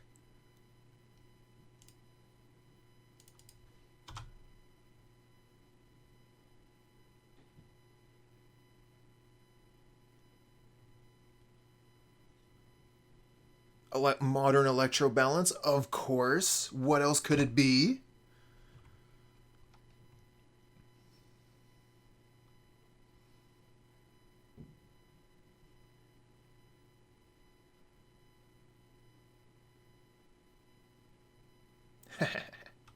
Okay, so let's see here. If we play the Rot Farm, we actually have to discard a card here, so we'll just play the Forest this turn. And maybe we'll get an opportunity to cast down something.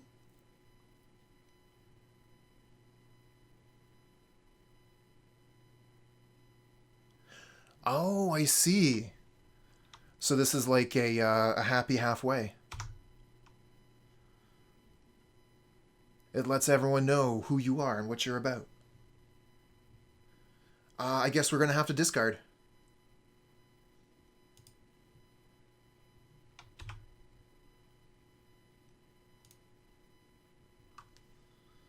Okay, what do we discard here? Probably the Altisaur. Maybe the Thorn because we have 2.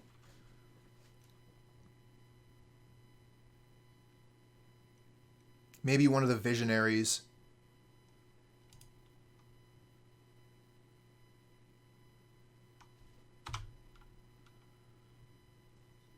Okay, so they got their white mana now. Counterspell is up and ready to go. If we play a Thorn, they're not going to be able to negate it. I don't think they generally have actual Counterspell ready to go. So let's try and resolve a Thorn.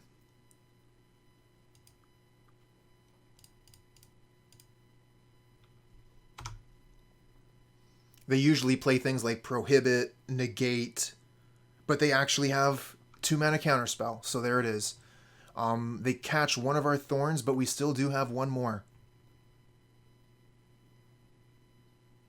Okay, that's a lot of mana. They go ahead and throw that Muldrifter onto the board.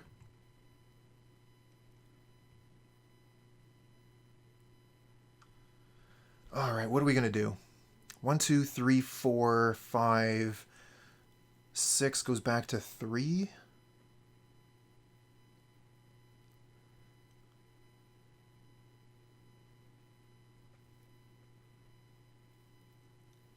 Played against a Tron who was playing 4 counterspells in the main? Wow. Yeah, that would be surprising.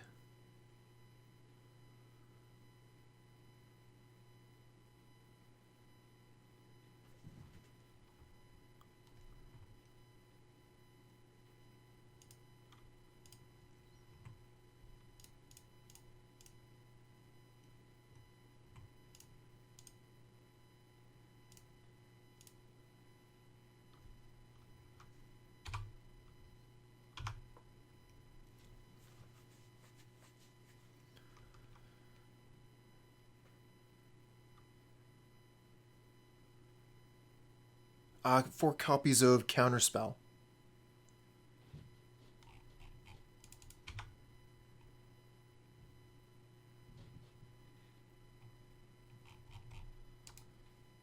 Wow, the double Muldrifter. 1, 2, 3, 4. So I need a black mana to be able to pest these things away, but then I lose my own board too. Nostalgia. Yeah, we got the Pauper stream going on here. We're actually in the last match. Game 2 of match 5. I'm up a game, but down on clock. Okay, so they're tapped out here. We could just like cast down both their creatures. 1, 2, 3, 4. Then we would have 2 mana left. So we could even suspend a Packmate.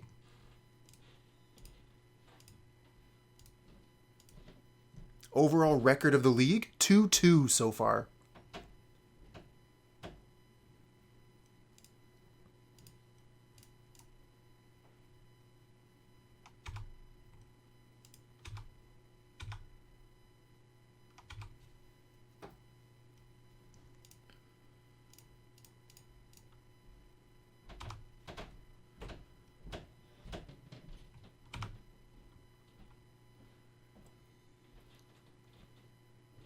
Yep, it sounds just like Jund.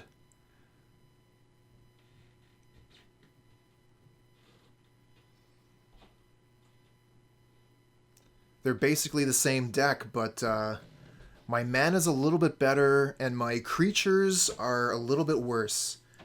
Really missing boarding party. Big time.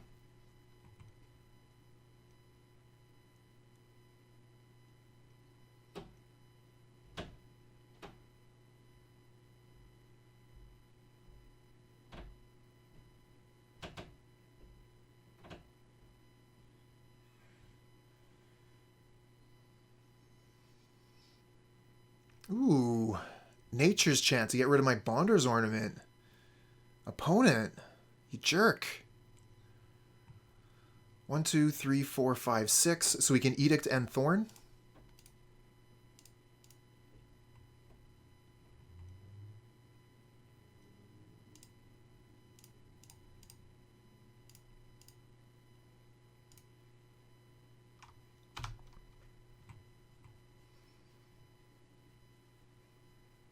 Opponent will have difficulty taking the Monarch from us. But we are low on resources, so if they're able to overload the board, they might be able to take the Monarch.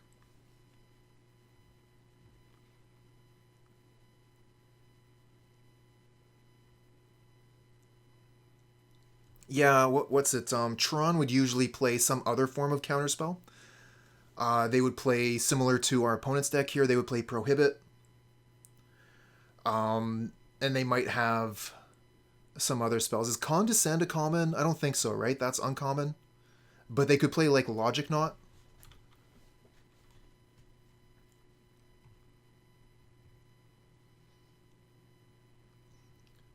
What did they return? They returned Snap.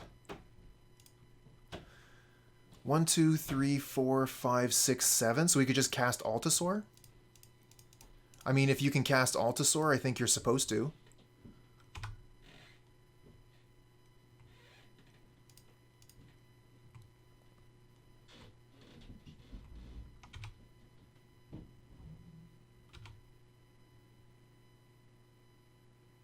And it resolves. Sweet. Let's attack with the Thorn. And we played a land for turn already, right? So we can just pass here.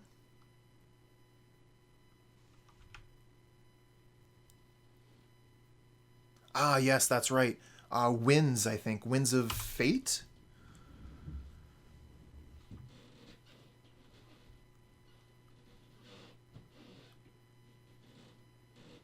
Cast Ephemerate targeting a Chaomancer. Chaomancer returning counterspell.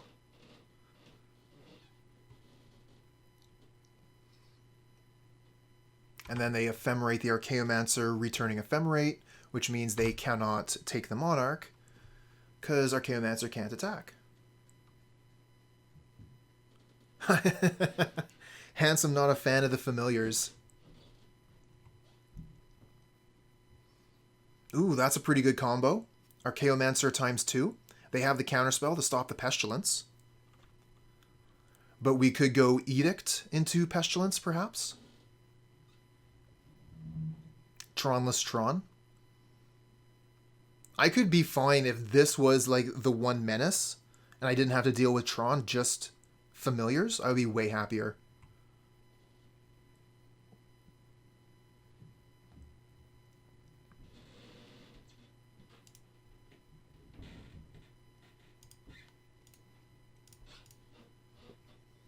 1, 2, 3, 4, 5, 6, 7. So I can cast Edict again.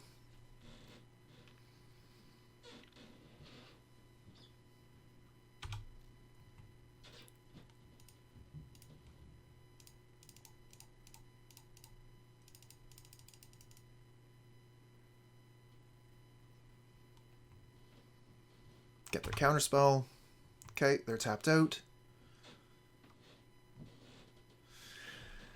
I guess attacking here is a little bit dangerous.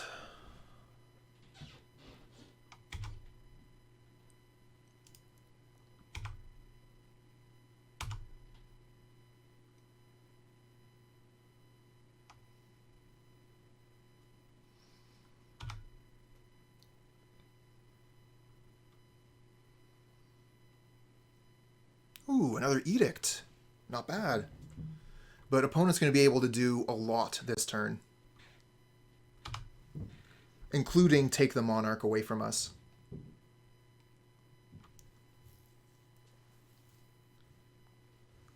Ooh, the Stonehorn Dignitary. So no combat.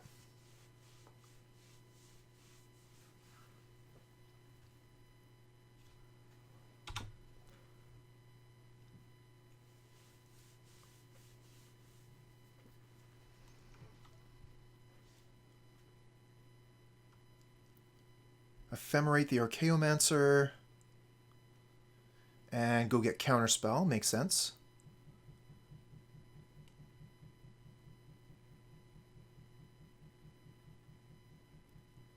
Yeah, Pest is the key to winning, which is why I haven't been casting it.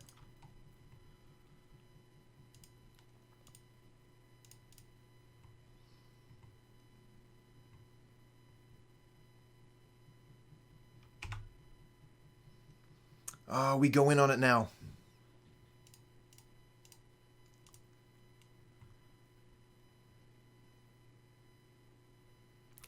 Yes! Oh, that is good news. That is good news, chat. Resolving that Pestilence was a big deal. I'm wondering, I guess we can cast the Packmate?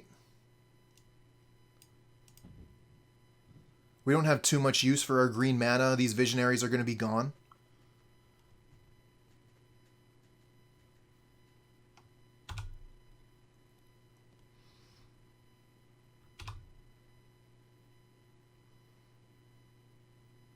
Yeah, we have nothing to do with the green mana, so I'm fine with drawing a card like that. Let's see what the Ephemerate targets. Targets an Archaeomancer. Okay, let's Pestilence.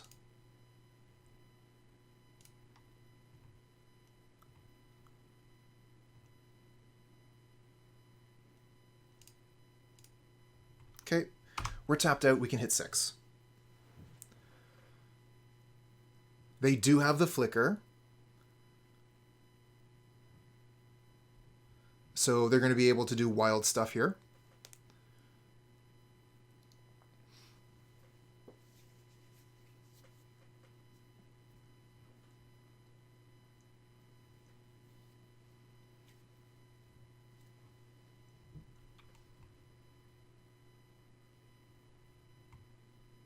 Oh, damn it. They have the Nature's Chant for the Pestilence there. They might win this one. They certainly will win this one. We can't attack. They can return the Ghostly Flicker over and over.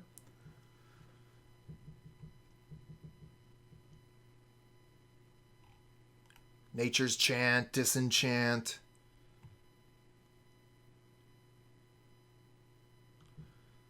But they deck out faster than we do. So I guess we're supposed to play it out. Oh, the Pestilence again? How do we get this lucky?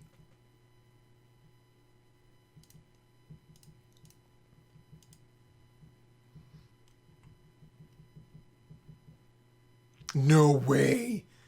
They have the negate for it. Oh.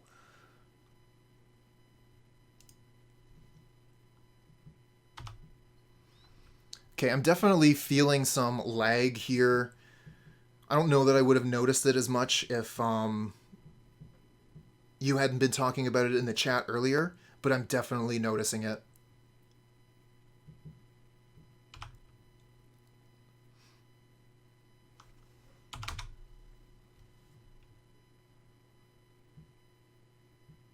Oh, no kidding.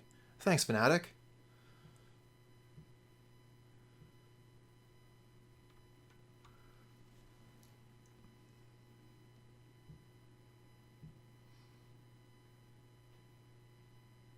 So we're just letting the opponent do their thing. They have to kill us, and they have to do it twice.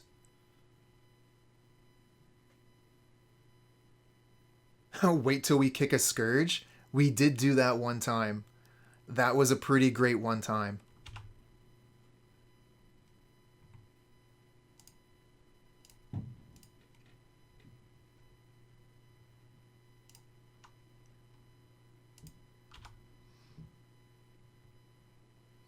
Alright, don't really want to play the Thorn.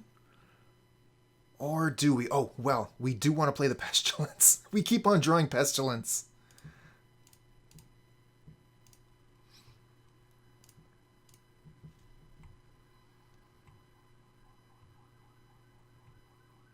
It actually resolves.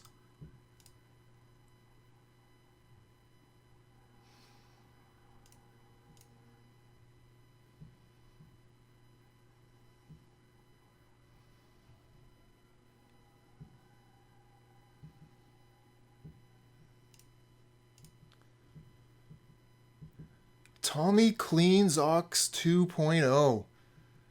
Thanks for the follow, friend. That's quite the mouthful you got there. Might as well kill their Stonehorn Dignitary while we're at it.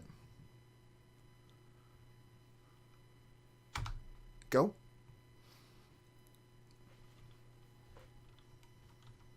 Oh, we can actually attack? Nice.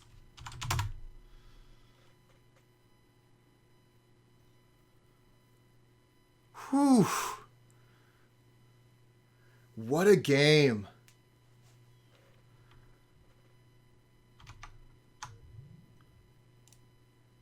Looks like our GGs didn't come through there. Sorry, Achromes. We had some really good games there. Sorry that our game one was kind of Modo garbage, because you should have been able to gain infinite life there. But, sorry, friend. Nature of the beast. The Pestilence, though. So glad that we have 4 Pestilence in this deck. They definitely were the MVP. For sure. Anyways, as far as this deck goes, so-so. We have 3 Crypt Rats. 3 Crypt Rats main, 2 Pestilence main, 2 Pestilence on the side, and a Suffocating Fumes. Yeah, you're right, Blind. I do wish that they would implement a system where you could do a repeatable combo, so that you could like establish a loop and then set the number of loops, and then Modo does that in a second. But unfortunately, that doesn't exist. However, modern Heliod combo is still one of the most plays and best modern decks in the format, despite the fact that you can't actually gain infinite life. So, I mean, take that for what it is, too.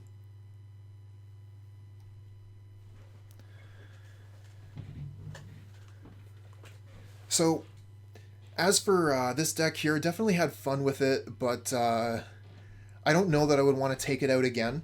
I was missing Boarding Party so much. Not being able to put up an aggressive creature is a huge problem for this deck. We need to get up to 7 mana to play the Altisaur, otherwise we're just attacking with a 3/3 wolf.